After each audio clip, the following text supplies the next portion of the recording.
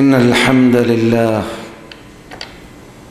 نحمده ونستعينه ونؤمن به ونتوكل عليه ونعوذ بالله من شرور أنفسنا ومن سيئات أعمالنا من يهد الله فلا مضل له ومن يضلل فلن تجد له وليا مرشدا وأشهد أن لا إله إلا الله وحده لا شريك له وأشهد أن محمدًا عبده ورسوله صفيه وخليله أرسله بالهدى ودين الحق ليظهره على الدين كله ولو كره المشركون. أما بعد، فإن أحسن الحديث كتاب الله وخير الهدي هدي محمد صلى الله عليه وسلم وشر الأمور محدثاتها وكل محدثة بدعة وكل بدعة ضلالة وكل ضلالة في النار. اللهم صل وسلم وبارك وأنعم على عبدك ورسولك محمد صلى الله عليه وعلى آله وصحبه أجمعين والتابعين لهم بإحسان إلى يوم الدين. أعوذ بالله من الشيطان الرجيم. وهو الذي جعل لكم الليل لباسا والنوم سباتا وجعل النهار نشورا وهو الذي أرسل الرياح بشرا بين يدي رحمته وأنزلنا من السماء ماء طهورا لنحيي به بلدة ميتا ونسقيه مما خلقنا أنعاما وأناسيا كثيرا. meine സഹോദര സഹോദരിമാരെ, മദീനവാസികളായ സദസ്യരെ, മറ്റു ശ്രോതാക്കളെ, ഓരോരുത്തരും കഴിവിൻ്റെ പരമാവധി സദാ റബ്ബുൽ ഇസ്സത്തിനെ ഭയപ്പെടേണ്ടതുപോലെ ഭയപ്പെട്ട് ജീവിച്ച് റബ്ബുൽ ഇസ്സത്തിൻ്റെ ഇഷ്ടപ്പെട്ട ദാസന്മാരായി ദാസികളായി അവൻ്റെ പ്രീതി കരഗതമാക്കുവാനും അവൻ്റെ സാമീപ്യം നേടുവാനും പരിശ്രമിച്ചുകൊണ്ട് ഇരിക്കുക. അതിന് അല്ലാഹു നമുക്ക് ഏവർക്കും തൗഫീഖ് നൽകുമാറാകട്ടെ. അപ്രകാരം ഉപദേശങ്ങളിൽ നിന്നിട്ട് പകർത്തേണ്ട ഭാഗങ്ങൾ ഓരോരുത്തരും പകർത്തൽ അവരവരുടെ നിർബന്ധ ബാധ്യതയാണ് എന്ന ബോധത്തോടുകൂടി പകർത്തിക്കൊണ്ടേയിരിക്കുവാനും ശ്രദ്ധ ചെലുത്തുക. അതിനും റബ്ബ് നമ്മെ സഹായിക്കട്ടെ. വിശിഷ്യ 5 വക്ത് നമസ്കാരം കൃത്യമായി അതിൻ്റെ സമയത്ത് തന്നെ പുരുഷന്മാരാണെങ്കിൽ പള്ളിയിൽ വെച്ച് ജമാഅത്തോടുകൂടി നിർവഹിക്കൽ നിർബന്ധ ബാധ്യതയാണ് എന്ന ബോധത്തോടുകൂടി തന്നെ പള്ളിയിലേക്കെത്താൻ എന്ത് തടസ്സങ്ങളുണ്ടെങ്കിലും ഇസ്ലാം അനുവദിച്ചതായ ആ ഒഴിവ് ഒഴിച്ച് അല്ലാത്ത ഏത് തടസ്സങ്ങളെയും നീക്കം ചെയ്തുകൊണ്ട് ഓരോരുത്തരും പള്ളിയിലേക്ക് തന്നെ ജമാഅത്തായി നമസ്കരിക്കാൻ എത്താൻ പാടുപെടുക. അതിനും റബ്ബ് നമുക്ക് തൗഫീഖ് നൽകട്ടെ. നമ്മിൽ നിന്നുള്ള സ്ത്രീകൾ പള്ളിയിലോ വീട്ടിലോ എവിടെയാണെങ്കിലും കൃത്യസമയത്ത് തന്നെ നമസ്കരിച്ച് ഇസ്ലാം ശാസിച്ച പർദ നമസ്കരിക്കാൻ കൽപ്പിച്ചതുപോലെയുള്ളതായ കൽപ്പന തന്നെയാണ് എന്നതോർത്തുകൊണ്ട് ജീവിതത്തിൽ അവർ അന്യപുരുഷന്മാരുടെ മുമ്പിൽ കൃത്യമായി പർദയിൽ ചടഞ്ഞ് ജീവിക്കുവാനും പരിശ്രമിക്കുക. അതിനും റബ്ബ് നമ്മെ സഹായിക്കട്ടെ. സഹോദര സഹോദരിമാരെ, ഇവിടെ ഈ സന്ദർഭത്തിൽ വർഷങ്ങളായി ഫാമിലി ക്ലാസ്സിൽ ചർച്ച ചെയ്തുകൊണ്ടിരിക്കുന്നത് 4 ആഴ്ചകളിലൂടെ 4 സബ്ജക്റ്റാണ് എന്നത് സ്ഥിരം ക്ലാസ് മെമ്പർമാരും കേസറ്റ് കെട്ട് പരിചയമുള്ളവരും അറിയുന്ന യാഥാർത്ഥ്യമാണല്ലോ. അതിൽ ആദ്യത്തെ ആഴ്ചയിൽ വിശ്വാസപരമായ കാര്യമാണെങ്കിൽ രണ്ടാമത്തെ ആഴ്ചയിൽ ആരാധനപരമായ കർമ്മപരമായ വിഷയങ്ങളായിരിക്കും ചർച്ചക്കെടുക്കാറുള്ളത്. മൂന്നാമത്തെ ആഴ്ചയിൽ സാമ്പത്തിക പ്രശ്നങ്ങളും മുആമലാത്തുകളുമാണ് എന്നത് നമുക്കറിയാം. 4-ാമത്തെ ആഴ്ചയിൽ സ്വഭാവപരമായ ഭാഗങ്ങളും ആണ് എന്നതും നാം പഠിച്ചുകൊണ്ടിരിക്കുന്ന ഭാഗമാണ്. വഴിക്ക് വഴിയായി ഇന്ന് ചർച്ചയിലെടുക്കേണ്ടതായ വിഷയം ഇബാദത്താണല്ലോ. ഇബാദത്ത് എന്നതിനെക്കുറിച്ച് നാം ഈ രൂപത്തിൽ ഈ രീതിയിൽ സംസാരിക്കാൻ ആരംഭിച്ച ശേഷവും പ്രത്യേകിച്ച് ഇവിടെ നമ്മുടെ മദീന ഇസ്ലാമിക് യൂണിവേഴ്സിറ്റി ഉപരിപഠനം നടത്തുന്ന പണ്ഡിതന്മാരായ വിദ്യാർത്ഥികൾ ഈ സന്ദർഭത്തിൽ നടക്കുന്ന ക്ലാസ്സിനെ നോട്ടിലൂടെ കുറിപ്പിലൂടെ ക്രോഡീകരിച്ച് വായനക്കാർക്ക് കൂടി ഉപയോഗപ്രദമാക്കാൻ വേണ്ടി ആരംഭിച്ച ശേഷവും ഈ വിഷയത്തിൽ നാം 3 കുറിപ്പുകൾ പഠിച്ചു കഴിഞ്ഞു.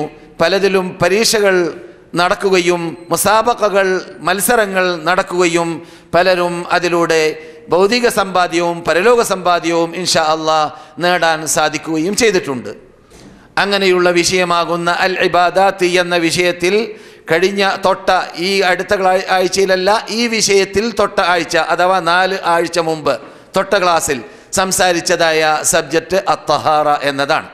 തഹാറ എന്ന വിഷയം ഇവൻ ചർച്ച ചെയ്തതായ സന്ദർഭത്തിൽ തഹാറത്ത് 2 ഇനമുണ്ട്. ഒന്ന് ശരീരം ശുദ്ധീകരിക്കുക എന്നതും, രണ്ടാമത്തെ തഹാറത്ത് നാം പഠിച്ചു എന്താണ് ആത്മീയ ശുദ്ധീകരണവും എന്നതാണ് ഇവിടെ വിശദീകരിക്കപ്പെട്ടു. ആത്മശുദ്ധീകരണം ശാരീരിക ശുദ്ധീകരണത്തേക്കാൾ അനിവാര്യമാണ് എന്നും പഠിച്ചു. കാരണം ആത്മശുദ്ധീകരണം ഇല്ലാത്ത രൂപത്തിൽ ഇവിടെ മനുഷ്യൻ ചെയ്യുന്ന ഒരു സൽക്കർമ്മവും ഒരു ഇബാദത്തും ഫലപ്രദമല്ല.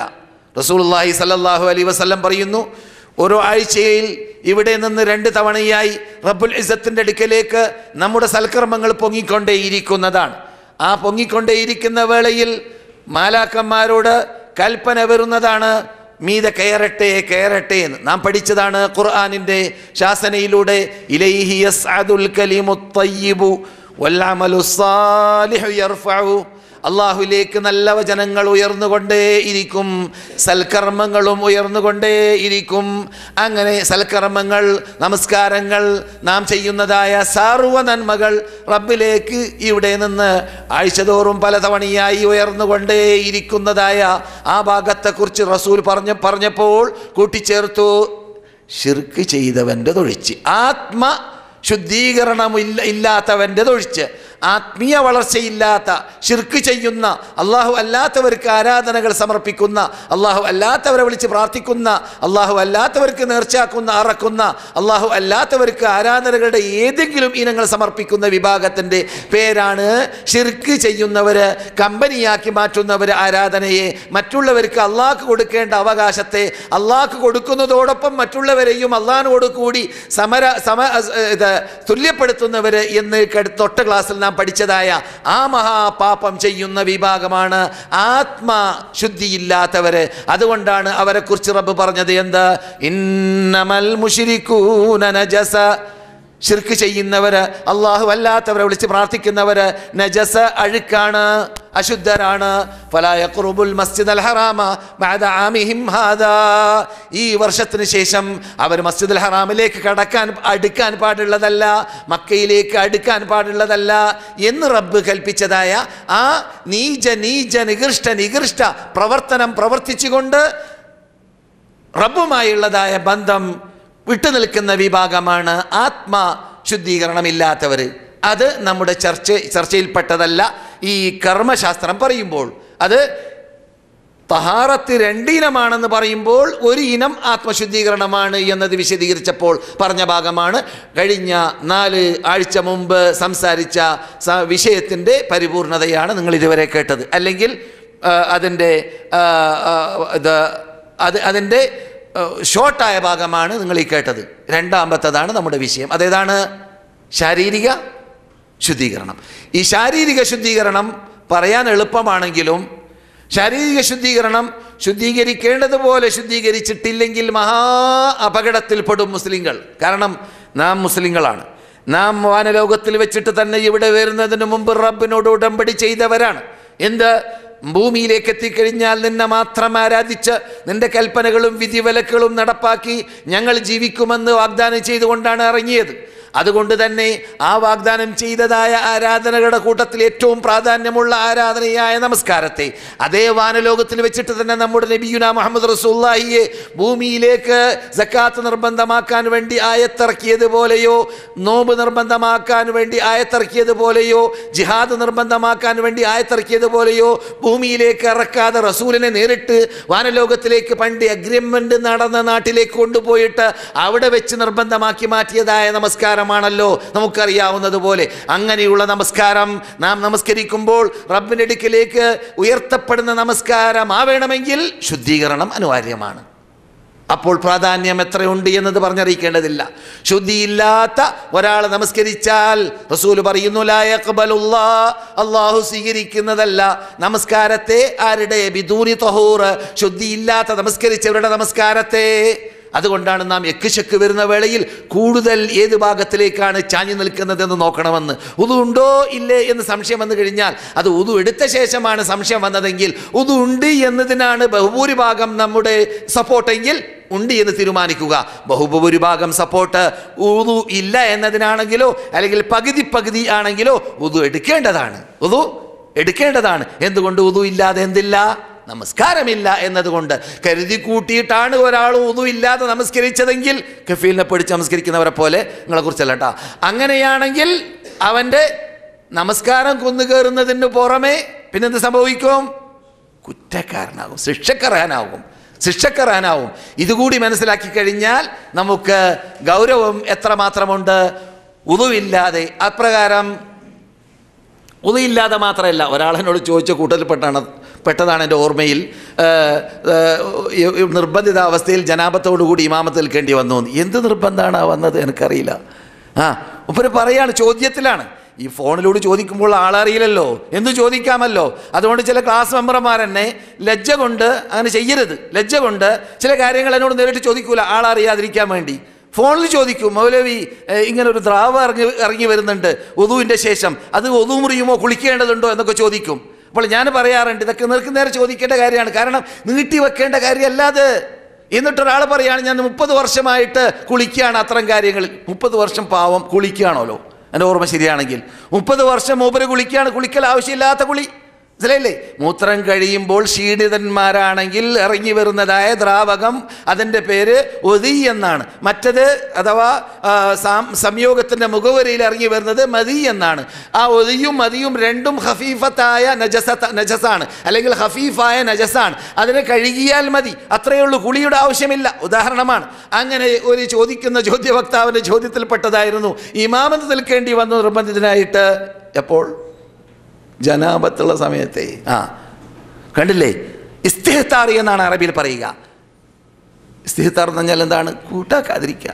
ദീന്, മതം, ജനാപത്ത്, കുളി, ഉദു ഇതൊന്നും ഒരു പ്രശ്നമല്ല. ആർക്കാണ് അങ്ങനെയുള്ള ഇസ്തിഹ്താർ വരിക? ഈമാൻ വേണ്ടതുപോലെ കയറാത്തവർക്ക്. അള്ളാഹു ഇനത്തിൽ നമ്മെ പെടുത്താതിരിക്കട്ടെ.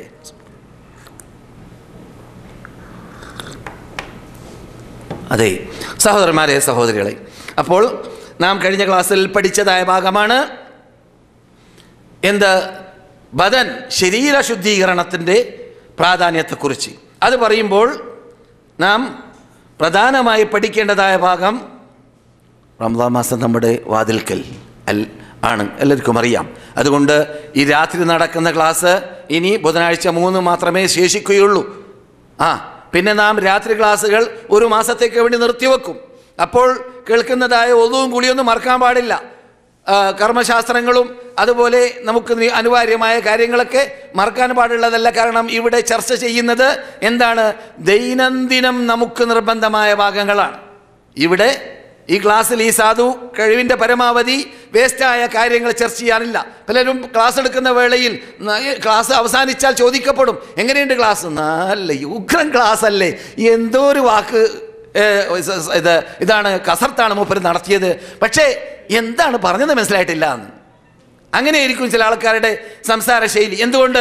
അവിടെ ബോസ്നിയയിൽ നിന്ന് സംഭവിച്ചു, ഹർസക്കിൽ നിന്ന് സംഭവിച്ചു, പാകിസ്ഥാനിൽ നിന്ന് സംഭവിച്ചു, ലിബിയയിൽ നിന്ന് സംഭവിച്ചു. ഇതൊക്കെ പറഞ്ഞ് നീട്ടി അവസാനം മുസ്ലിങ്ങൾക്ക് ദൈനംദിനം ആവശ്യമുള്ളതായ ഭക്ഷണം പോലെ അല്ല, ഭക്ഷണത്തെക്കാളും ആവശ്യമുള്ളതായ ആ മസായിലുകളോ വിധിവിലക്കുകളോ നിയമാവലികളോ അവർക്ക് അള്ളാഹിലേക്ക് അടുക്കാനുള്ള ഭാഗങ്ങളോ ആ അപകട മേഖലകളിൽ മുസ്ലിങ്ങൾ അത് എവിടെയാണെങ്കിലും പെട്ടുപോയത് ഇത്തരം കാര്യത്തിൽ വീഴ്ച വരുത്തിയത് കൊണ്ടാണ് എന്നതുപോലും ശ്രദ്ധിക്കാതെ പ്രസംഗിക്കും, അല്ലെങ്കിൽ സംസാരിക്കും, അല്ലെങ്കിൽ ചർച്ച ചെയ്യും. അതൊക്കെ വേസ്റ്റായ ചർച്ചയായിട്ടാണ് നാം ഗണിക്കാറുള്ളത്. അതല്ല ഇവിടെ അള്ളാഹുവിൻ്റെ തൗഫീഖോടുകൂടി നാം ചർച്ചക്കെടുക്കാറുള്ളത്. ദൈനംദിനം നമുക്ക് നടപ്പാക്കാനുള്ളതായ സബ്ജക്റ്റാണ്, വിഷയമാണ്. അതുകൊണ്ട് തന്നെ വളരെ ഗൗരവത്തിൽ കൂടി ഈ 3 ആഴ്ച ശേഷിക്കുന്ന ക്ലാസ്സുകൾ ശ്രദ്ധിച്ച് കേട്ട ശേഷം പുതുമുഖങ്ങളെയുമായിട്ട് നിങ്ങൾ ഇൻഷാ അള്ളാഹു തൗഫീഖ് ചെയ്താൽ സ്ഥിരമായി നാം നടത്താറുള്ള ആ പള്ളിയിൽ നടക്കുന്നതായ ക്ലാസ്സിലേക്ക് നിങ്ങൾ പുതുമുഖങ്ങളുമായിട്ട് എല്ലാ വെള്ളിയാഴ്ചയും ഭക്ഷണം കഴിക്കാനില്ലല്ലോ, റമദാനല്ലേ, എന്ത് ചെയ്യുക? പള്ളിയിലേക്ക് സമ്മേളിക്കാൻ വേണ്ടി പരിശ്രമിക്കുക.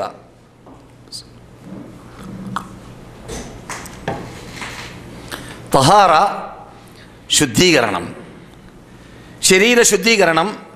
ആദ്യമായിട്ട് ഹദസ് 2 ഇനമാണെന്ന് നമുക്കെല്ലാവർക്കും പരിചയമുണ്ട്. ഒന്ന് ഹദസ് അക്ബർ, മറ്റൊന്ന് ഹദസ് അസ്ഗർ, അല്ലേ? ചെറിയ ശുദ്ധി, വലിയ ശുദ്ധി. ഇത് എന്തിലൂടെയാണ് ഹദസ് അസ്ഗർ ഉണ്ടാവുക? നമുക്കറിയാവുന്ന ഉദാഹരണത്തിലൂടെ മുൻദ്വാരത്തിലൂടെയോ പിൻദ്വാരത്തിലൂടെയോ വല്ലതും പുറത്തു വന്നാൽ ഹദസ് അസ്ഗർ ഉണ്ടാകുന്നു. അതിന് ഉദു മതിയാകുന്നു, അതിന് കുളി ആവശ്യമില്ല. അതിന് ഉദു മതിയാകുന്നു, കുളി ആവശ്യമില്ല ഹദസ് അസ്ഗർ ഉണ്ടായിക്കഴിഞ്ഞാൽ. അതെ, കുളി നിർബന്ധമാകുന്നത് ജനാബത്തുണ്ടായാലാണ്. സ്ത്രീകളെ സംബന്ധിച്ചിടത്തോളം നിഫാസും ഹൈലും ഉണ്ടായാലാണ്. ഇതൊക്കെ നമുക്ക് അറിയാവുന്ന ഭാഗമാണ്. എന്നാൽ ഈ ഹദസ് അസ്ഗർ, ഹദസ് അക്ബർ എന്നീ കാര്യങ്ങളിൽ നിന്നിട്ട് ഒരാൾ ശുദ്ധീകരിക്കാൻ വേണ്ടി അള്ളാഹു സുബ്ഹാനഹു വ തആല നമുക്ക് ഇറക്കി തന്നത് വെള്ളമാണ് എന്ന് കഴിഞ്ഞ ഈ വിഷയം പറഞ്ഞ സന്ദർഭത്തിൽ വെള്ളത്തിൻ്റെ പ്രത്യേകതയും വെള്ളം അള്ളാഹുവിൻ്റെ വിശാലമായ അനുഗ്രഹത്തിൽ അള്ളാഹു എണ്ണിപ്പറഞ്ഞതായ ഭാഗങ്ങളും നാം ഉണർത്തി. അപ്പോൾ അള്ളാഹു ഉണർത്തി, എന്തിനാണ് നിങ്ങൾക്ക് ഞാൻ വെള്ളത്തെ ഇറക്കിയത്? കുംബിഹി, നിങ്ങളെ അവൻ ശുദ്ധീകരിക്കാൻ വേണ്ടിയാണ്, നിങ്ങൾക്ക് തഹാർത്ത് നൽകാൻ വേണ്ടിയാണ്. അപ്പോൾ ഇവിടെ വെള്ളം ഇറങ്ങുന്നത് നാൽക്കാലി കുടിക്കാനാണെന്ന് പറഞ്ഞാൽ അത് നാൽക്കാലി മൃഗങ്ങളും കുടിക്കുന്നു, നാം മാത്രമല്ലല്ലോ. അപ്പോൾ അതിലൊരു പ്രത്യേകതയില്ല. നാം അവരിൽ നിന്നിട്ട് വ്യത്യസ്തമായി നിൽക്കുന്നത്, നാം ശുദ്ധീകരിക്കുന്നു, അവർ കുടിക്കുന്നു. നാം ശുദ്ധീകരിക്കുന്നു, അവർ സുഖിക്കുന്നു. നാം ശുദ്ധീകരിക്കുന്നു, അവർ മറ്റു പല കാര്യങ്ങൾക്കും ഉപയോഗിക്കുന്നു. നമ്മുടെ പ്രത്യേകത, നാം ശാരീരിക ശുദ്ധീകരണം അതിലൂടെ വെള്ളത്തിലൂടെ ഉണ്ടാക്കുന്നു. വെള്ളം ലഭിച്ചിട്ടില്ലെങ്കിൽ പിന്നെന്താണ് കൽപ്പിച്ചത്? വെള്ളം ലഭിച്ചിട്ടില്ലെങ്കിൽ തയമ്മം ചെയ്യാൻ. തയമ്മം ചെയ്യുന്നത് യഥാർത്ഥത്തിൽ ബാഹ്യ ശുദ്ധീകരണം അതിലുണ്ടാവുകയില്ല. പിന്നെയോ ഒരു കൺസേഷൻ, അല്ലെങ്കിൽ ഒരു റബ്ബിൻ്റെ വകയിലുള്ളതായ ഒരു ഒഴിവ് കിഴിവ്, അത്ര മാത്രമേ ഉള്ളൂ. അത് ശുദ്ധി ഉള്ളവരായി ഗണിക്കപ്പെടും. എന്നല്ലാതെ ബാഹ്യത്തിൽ കുളിക്കുമ്പോൾ ഉണ്ടാകുന്ന ശുദ്ധി കാണൂല, ഉദു പിടിക്കുമ്പോൾ ഉണ്ടാകുന്ന ശുദ്ധി കാണൂല, അല്ലേ? വ്യക്തമാണ്. പക്ഷെ അവിടെ സംഭവിക്കുന്നത് എന്താണ്? അള്ളാഹു നമുക്ക് നൽകുന്നതായ പ്രത്യേകതയാണ്. റസൂല് പറഞ്ഞല്ലോ, എന്ത്? എനിക്ക് മുമ്പ് ആർക്കും നൽകപ്പെടാത്തതായ, ആർക്കും നൽകപ്പെടാത്തതായ 5 കാര്യങ്ങളെ കൊണ്ട് അല്ലാഹു സുബ്ഹാനഹു വ തആല എനിക്ക് നൽകി, എന്നെ ആദരിച്ചു എന്ന് പറയും പോലെ എനിക്ക് നൽകപ്പെട്ടിരിക്കുകയാണ്. അതിൽപ്പെട്ടതാണ് ജുഅലതിലിയൽ അർദു, ഭൂമിയെ എനിക്ക് റബ്ബുൽ ഇസ്സത്ത് ചെയ്തു. എന്ത്? മസ്ജിദൻ വ തഹൂറ, ഭൂമിയിൽ എവിടെയും നമസ്കരിക്കാം, എവിടെ വെച്ചിട്ടും എന്ത് ചെയ്യാം? തയമ്മം ചെയ്യാം. ഭൂമിയായാൽ ശുദ്ധിയുള്ളതായ സ്ഥലത്ത് തയമ്മം ചെയ്യുമ്പോൾ അതിലൂടെ നമ്മുടെ അശുദ്ധി ഉയരുന്നു. തയമ്മം വിശദീകരിക്കുന്ന സമയത്ത് നമുക്ക് ഇനിയും ആ ഭാഗങ്ങൾ കേൾക്കുകയും ചെയ്യാം. അതെ, ഹദസ് അസ്ഗറിനാവട്ടെ അക്ബറിനാവട്ടെ അത് വെള്ളം കൊണ്ടായിരിക്കണം. ആ വെള്ളം സ്വയം ശുദ്ധിയുള്ളതും മറ്റുള്ളതിനെ ശുദ്ധിയാക്കാനും സാധിക്കുന്ന വെള്ളമായിരിക്കണം. സ്വന്തം ശുദ്ധി വേണം, മറ്റുള്ളതിനെ ശുദ്ധിയാക്കാൻ സാധിക്കുന്ന വെള്ളമായിരിക്കണം. അപ്പോൾ ചായ കൊണ്ട് ഒതു കൊടുക്കാൻ പറ്റുമോ? ബെൻസീൻ കൊണ്ടോ, പെട്രോൾ ഒതു കുടിക്കാൻ പറ്റുമോ? എന്തുകൊണ്ട്? സ്വന്തം ശുദ്ധിയുള്ളത്, മറ്റുള്ളതിനെ ശുദ്ധീകരിക്കാൻ കഴിവുള്ളത് എന്നത്. എന്തുകൊണ്ട് അങ്ങനെയുള്ള അല്ലെങ്കിൽ വേറെ മതി എന്നുള്ള പറഞ്ഞില്ല? വേറെ അല്ല പറഞ്ഞ തേമമാണ്. നല്ല ക്ലിയറായ വെള്ളം നിങ്ങൾക്ക് കിട്ടിയില്ലെങ്കിൽ, തഹൂറായ വെള്ളം നിങ്ങൾക്ക് ലഭിച്ചിട്ടില്ലെങ്കിൽ, വെള്ളത്തോട് തുല്യതയുള്ളതായ കലർപ്പുള്ള ലൈമോൺ കളർ ചീട്ടോ അല്ലെങ്കിൽ അങ്ങനെ എന്താ മുമ്പിലുള്ളത്, അത് വേറെ എന്തെങ്കിലും കൊണ്ട് ഒതുപിടിച്ചാൽ മതി എന്നല്ല പറഞ്ഞത്. പിന്നെയോ നേർക്ക് നേരെ പോയത് എവിടേക്കാണ്? തയമ്മത്തിലേക്കാണ്. അപ്പോൾ അതിൻ്റെ അർത്ഥം നല്ല ക്ലിയറായ വെള്ളമില്ലെങ്കിൽ വേറൊന്നും ഉപയോഗിച്ചാൽ ശരിയാവൂല എന്ന് പഠിപ്പിക്കും പോലെ അതിൽ നിന്നിട്ട് തന്നെ റബ്ബുൽ ഇസ്സത്ത് ജല്ല ജലാലുഹു അതെ താഹിറായ മറ്റുള്ളതിനെ ശുദ്ധീകരിക്കുന്ന ഈ ശുദ്ധീകരണം അല്ലാഹു സുബ്ഹാനഹു വ തആല ദുനിയാവിലേക്ക് ഭൂമിയിലേക്ക് ഇറക്കിയതായ വെള്ളം സെൽജ് ബറദ്. ബറദ് എന്ന് പറഞ്ഞാൽ എന്താണ് അർത്ഥം വെച്ചോളൂ നിങ്ങൾ. ബറദ് മഴ ഇറങ്ങുമ്പോൾ ഇറങ്ങുന്ന സാധനം കൂടെ,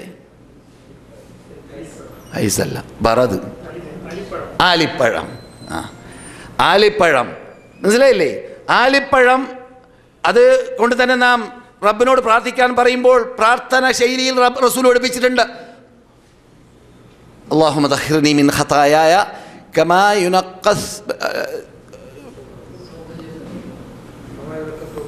മിനദ്ദർസ പിന്നെ ബിൽമായി വസ്സൽജി വൽ ബറദ്. ബർദല്ല, ബർദ് തണുപ്പാണ്. ബറദ് ബിൽമായി വസ്സൽജി വൽ ബറദ്. അപ്പോൾ ഈ 3 സാധനവും ശുദ്ധീകരണത്തിനുള്ളതാണെന്ന് നമുക്ക് പഠിക്കാം. അതിലെന്തില്ല, വേറെ കലർപ്പില്ല. അത് പൊട്ടിച്ചിട്ട് നമുക്ക് വെള്ളമാക്കി മാറ്റാം. മനസ്സിലായില്ലേ? ഈ 3 എണ്ണം ശുദ്ധീകരിക്കാനുള്ളതാണ്. അതുകൊണ്ട് അതിലൂടെ എന്നെ ശുദ്ധീകരിക്കണം എന്ന് പ്രാർത്ഥന ശൈലിയിൽ റസൂലുള്ള പറഞ്ഞതായിട്ടും കാണാവുന്നതാണ്. അതിൽ നമുക്ക് പഠിക്കാം. അപ്പോൾ അത് അള്ളാഹു സുബ്ഹാനഹു വ തആല ഇറക്കിയതായ അള്ളാഹുവിൻ്റെ അനുഗ്രഹമാകുന്ന, അതേ സമയത്ത് നമ്മെ സംബന്ധിച്ചിടത്തോളം അത്ഭുതമാകുന്ന സാധനമാണ്. നോക്കൂ, നമ്മുടെ നാട്ടിലൊക്കെ ഇപ്പോൾ അതിൻ്റെ പ്രത്യേകത അറിയണമെങ്കിൽ ഈ സാമ്പത്തിക ശേഷി ഇല്ലാത്ത സമ്പന്ന രാഷ്ട്രമല്ലാത്ത രാഷ്ട്രങ്ങളിലൊക്കെ ആറ്റം കൊണ്ടൊന്നും ഇലക്ട്രിക് വിദ്യുച്ഛക്തി ഉണ്ടാക്കാൻ സാധിക്കാത്ത നാടുകളാണല്ലോ ബഹുഭൂരിഭാഗം ലോകത്തിൽ. അപ്പോൾ നമ്മൾ എന്ത് ചെയ്യുന്നു? വെള്ളച്ചാട്ടത്തിലൂടെ അല്ലേ, വിദ്യുച്ഛക്തി വെള്ളച്ചാട്ടത്തിലൂടെ അല്ലേ. ഈ വെള്ളച്ചാട്ടത്തിൻ്റെ പവർ കുറയുന്നതനുസരിച്ചിട്ട് നമ്മുടെ പവർ കട്ടാകുന്നു അല്ലേ നമ്മുടെ നാട്ടിൽ. അതെ, അപ്പോൾ അള്ളാഹിൻ്റെ അനുഗ്രഹം മനസ്സിലാക്കാൻ ദൂരം പോകേണ്ടതില്ല. നമ്മുടെ മുമ്പിൽ അള്ളാഹു ചെയ്തു തരുന്നതായ വിശാലമായ അനുഗ്രഹം. അതേ സമയത്ത് അവിടെയെല്ലാം റബ്ബുൽ ഇസ്സത്ത് ജല്ല ജലാലു പോൺ വഴിയും മാർഗങ്ങളും, വെള്ളം കിട്ടിയില്ലെങ്കിൽ അസീറുണ്ട്, അസീർ കിട്ടിയില്ലെങ്കിൽ വേറെ വല്ലതുമുണ്ട്. അതല്ല, വെള്ളം കിട്ടിയില്ലെങ്കിൽ നിങ്ങൾക്ക് പ്രയാസപ്പെടേണ്ടതില്ല, വേറെ ദൂരം അന്വേഷിച്ച് നടക്കേണ്ടതില്ല. നിങ്ങളിരിക്കുന്ന ഭൂമി, ആ ഭൂമിയിലേക്ക് അടിച്ചാൽ മതി. അള്ളാഹുവിൻ്റെ വിശാലമായ അനുഗ്രഹമാണത്. നമ്മെ പ്രയാസപ്പെടുത്താതിരിക്കാൻ വേണ്ടിയാണ്. ഒരു കൺസെഷൻ മാത്രമാണത്, ഒരു ഒഴിവിഴിവ് മാത്രമാണത്. കൽപ്പിക്കപ്പെടുമ്പോൾ ചെയ്യാതിരിക്കാൻ പറ്റൂലല്ലോ. ചെയ്യാതിരുന്നിട്ടില്ലെങ്കിൽ റബ്ബ് വിടൂലല്ലോ. അതാണ്, മനസ്സിലായില്ലേ? എങ്ങനെയെങ്കിലും ആവാമെന്ന് വെച്ചാൽ പറ്റൂല. ദീനിൻ്റെ നിയമം, അള്ളാഹിൻ്റെ കൽപ്പന, അള്ളാഹിൻ്റെ വിധി, അത് അതേ രൂപത്തിൽ നാം പരിഗണിക്കണം. എന്തുകൊണ്ട്? അല്ലാഹു സുബ്ഹാനഹു വ തആല നമ്മുടെ സംരക്ഷണത്തിന് വേണ്ടി, നമ്മുടെ വിജയത്തിന് വേണ്ടി, നമ്മുടെ പരലോകമോക്ഷത്തിന് വേണ്ടി നമുക്ക് ഇറക്കി തന്നതാണ് ഈ നിയമങ്ങളും ഈ വിധികളും ഈ വിലക്കുകളും എന്നതുകൊണ്ട്. ഇനി മീതെ നിന്നിറങ്ങുന്ന, ആകാശത്ത് നിന്നിറങ്ങുന്ന വെള്ളവും ബറദും ഐസും സൽജും ഒക്കെ അല്ലെങ്കിലോ അൻഹാറുകൾ, നദികൾ, പുഴകൾ, സമുദ്രങ്ങൾ, അതൊക്കെ നമ്മുടെ മുമ്പിലുണ്ട്. കിണറുകൾ, ഇതെല്ലാം നമ്മുടെ മുമ്പിലുണ്ട്. ഇതെല്ലാം എന്താണ്? നമുക്ക് ശുദ്ധീകരിക്കാൻ വേണ്ടി അല്ലാഹു സുബ്ഹാനഹു വ തആല നമുക്ക് സൂക്ഷിച്ച് സംരക്ഷിച്ച് ഇവിടെ ഇറക്കി തന്നതാണ്. റബ്ബ് പറയുന്നു, യുനസ്സിലു അലൈക്കും മിനസ്സമാഇ മാആ, നിങ്ങളിലേക്ക് നാം ആകാശത്തിൽ നിന്നിട്ട് ഇറക്കി തരികയുണ്ടായി. എന്തിനെ? വെള്ളത്തെ. ലിയുതഹിറക്കും ബിഹി, അതുകൊണ്ട് നിങ്ങളെ അവൻ ശുദ്ധീകരിക്കാൻ വേണ്ടി.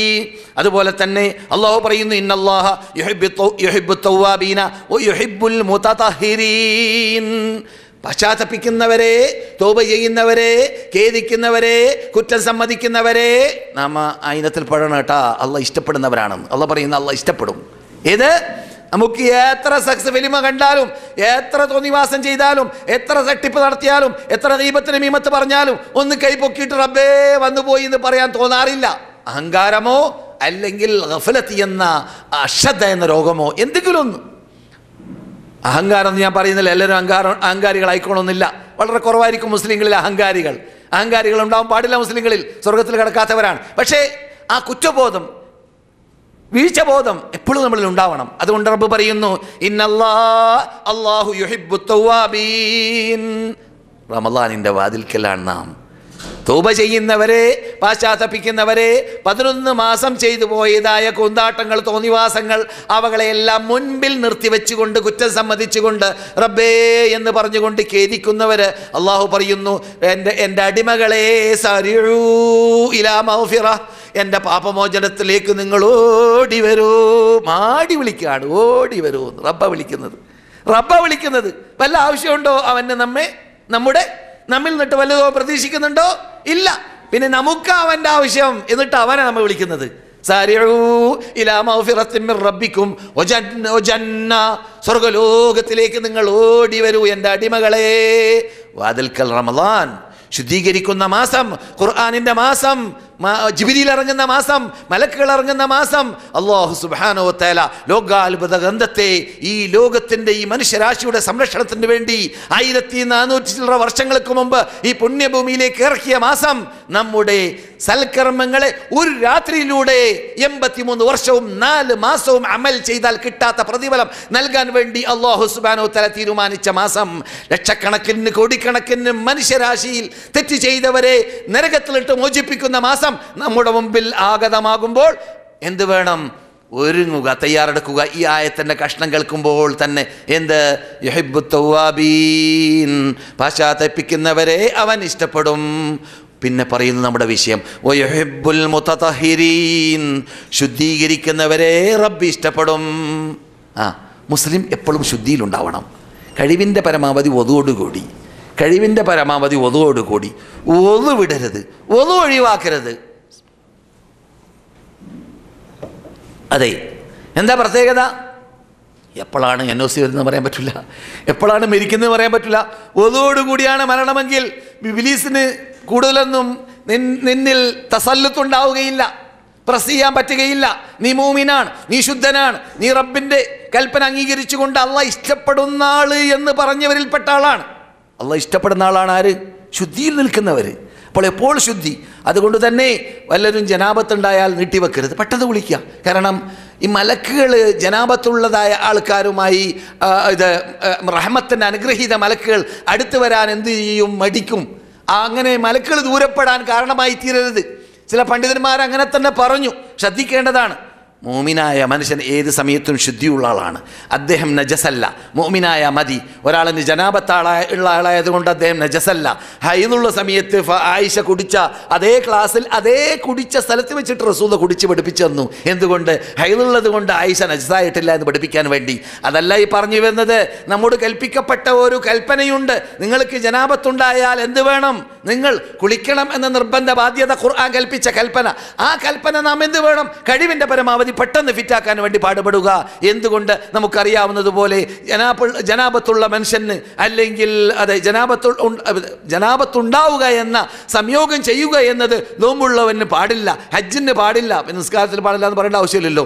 അതുപോലെ തന്നെ റസൂലുള്ളാഹി സ്വല്ലല്ലാഹു അലൈഹി വസല്ലം അവരുടെ മകളെ ഖബറടക്കാൻ വേണ്ടി പോയപ്പോൾ വരേക്കും, എൻ്റെ ഓർമ്മ ശരിയാണെങ്കിൽ ബുഖാരിയിലാണ്, ഇത് ബക്കയിൽ വെച്ചിട്ട് ചോദിച്ചു, നിങ്ങളുടെ കൂട്ടത്തിൽ ഇന്നലെ രാത്രി സ്ത്രീകളുമായി സമ്പർക്കം പുലർത്താത്തവരാരുണ്ട്, ഇറങ്ങട്ടെ എന്ന് പറഞ്ഞാൽ എന്തോ ഈ ഭൗതികമായ ആ ആഡംബരവുമായി ബന്ധപ്പെട്ടവർക്ക് ഇത്തരം കാര്യങ്ങളിൽ എന്തുണ്ടാവുകയില്ല, ഇത് ഹൃദയ സാന്നിധ്യം ലഭിക്കുകയില്ല എന്ന് സൂചിപ്പിക്കും പോലെ. അതൊരു നിയമമല്ല, ബേജാറാവണ്ട. ഞാൻ പറഞ്ഞിട്ടുണ്ട് ഇവിടെ. എന്ത്?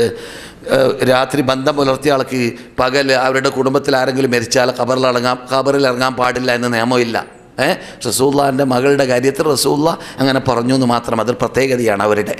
മനസ്സിലായില്ലേ? നമുക്കൊന്നും ബാധകമല്ല. ജനാപത്ത് പറയുമ്പോൾ ഓർമ്മയിൽ വന്നതുകൊണ്ട് പറഞ്ഞെന്ന് മാത്രമേ ഉള്ളൂ. സഹോദര സഹോദരിമാർ ശ്രദ്ധിക്കുക.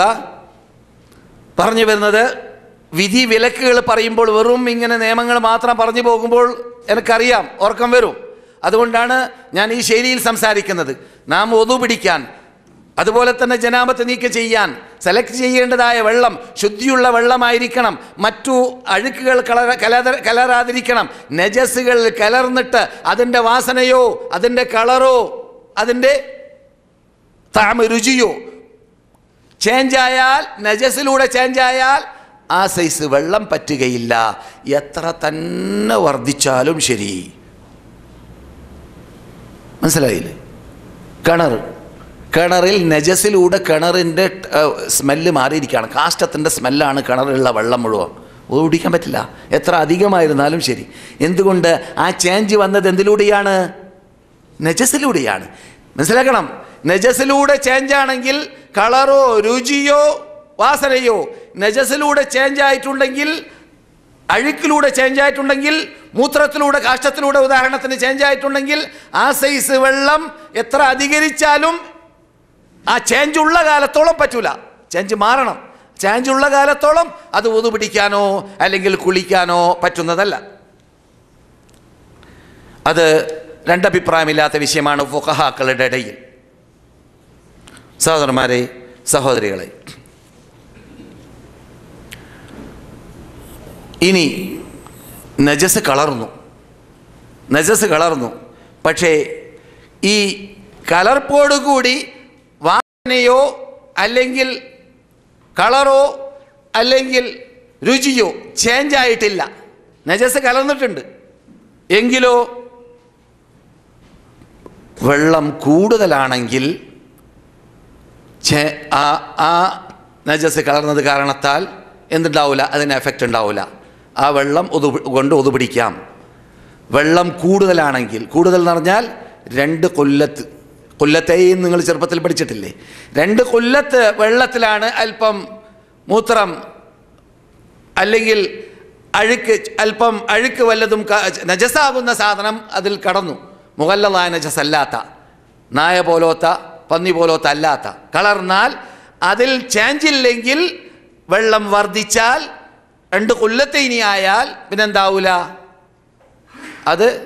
അതിന് എഫക്റ്റ് ഉണ്ടാക്കൂല ആ നജസ്. അപ്പോൾ അതിൽ കുടിക്കാവുന്നതാണ്.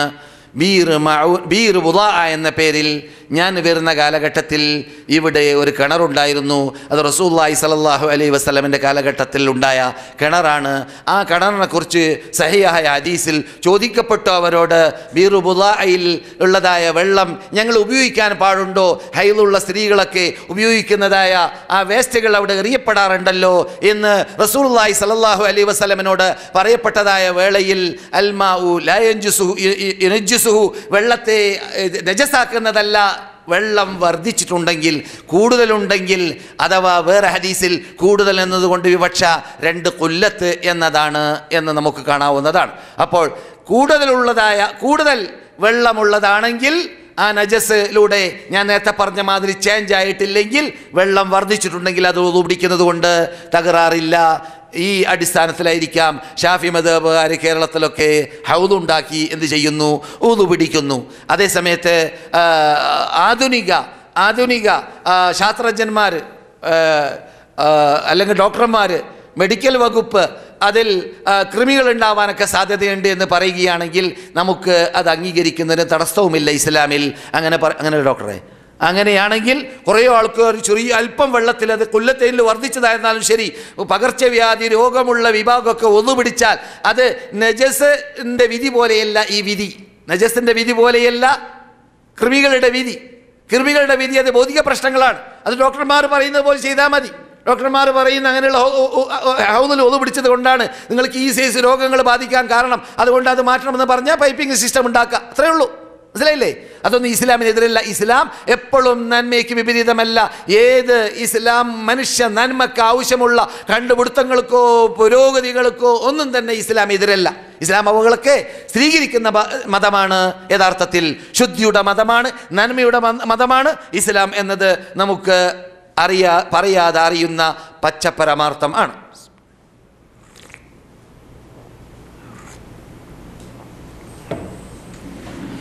അബ്ദുല്ലാഹി ഇബ്നു ഉമർ റളിയല്ലാഹു തആല അൻഹു ഇബ്നു ആമിറിനെ സന്ദർശിക്കാൻ വേണ്ടി കടന്നു. അപ്പോൾ അബ്ദുല്ലാഹി ഇബ്നു ഉമറിനോട്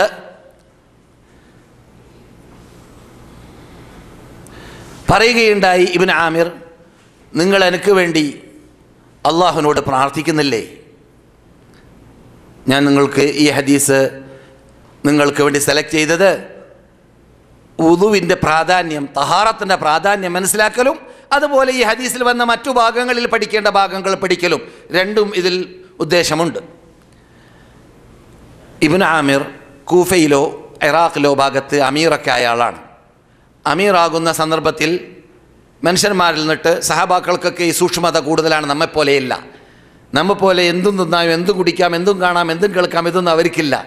അവർക്ക് തിന്നുന്ന കാര്യത്തിലൊക്കെ റസൂലുള്ള പറഞ്ഞൊക്കെ ഓർമ്മയുണ്ട്. ഭരണകൂടത്തിലേക്ക് വരുമ്പോൾ നമ്മുടെ സഹാബാക്കൾ നിന്നിട്ട് മക്കയിൽ മുഴുപട്ടിണിയിൽ ജീവിച്ചുകൊണ്ട് എത്യോപ്യയിലേക്ക് നാടുകടത്തപ്പെട്ടവരും മദീനയിലേക്ക് നാടുകടത്തപ്പെട്ടവരുമായ പല മുഹാജിറുകളും പിന്നെ ബഹ്റൈനി പോലത്തെ നാടുകളിലും ഇറാഖ് പോലത്തെ നാടുകളിലും അമീറന്മാരായി വലിയ വലിയ ഗവർണർമാരായി കാശുള്ളവരായപ്പോൾ മരിക്കാൻ കിടന്നപ്പോൾ കരഞ്ഞ് പ്രയാസപ്പെട്ട് മരിച്ചതായിരുന്നു. പണ്ട് കാലഘട്ടങ്ങളിൽ ഉടുതുണിക്ക് മറുതുണിയില്ലാതെ ഞങ്ങൾ തോൽക്കഷ്ണങ്ങളോ അല്ലെങ്കിൽ വല്ലതും കിട്ടുമെങ്കിൽ വല്ല പച്ച എന്തെങ്കിലും കിട്ടിയാൽ ഞങ്ങളുടെ ജീവൻ രക്ഷപ്പെടുത്താമല്ലോ എന്ന് ഉദ്ദേശിച്ചുകൊണ്ട് അവിടെ ഷുഐബ് അലിയിലും മറ്റും 3 വർഷങ്ങൾ തുടർച്ചയായിട്ട് അറസ്റ്റിൽപ്പെട്ട കാലഘട്ടങ്ങൾ ഞങ്ങളുടെ ഇസ്ലാമിൻ്റെ ആദ്യ കാലഘട്ടങ്ങളിൽ വിട്ടുകടന്നിരുന്നു.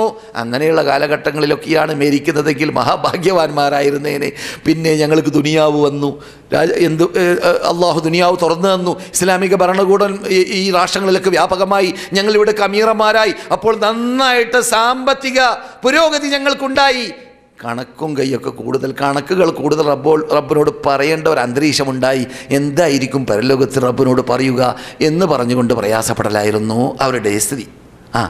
നാം അങ്ങനെ ഓർക്കാറുണ്ടോ? കാശില്ലാത്ത കാലം വിട്ടുകടന്നു, പിന്നെ കാശുള്ള കാലം വന്നു. അതിനുശേഷം എത്ര അനുഗ്രഹങ്ങളാണ് അള്ളാഹു നമുക്ക് ചെയ്തു തന്നത്.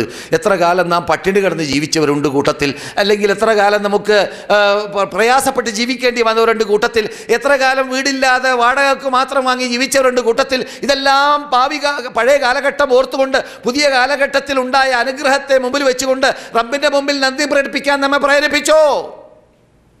അബ്ദുല്ലാഹി ഇബ്നു അംർ ഇബ്നുൽ ആസ് റളിയല്ലാഹു തആല അൻഹു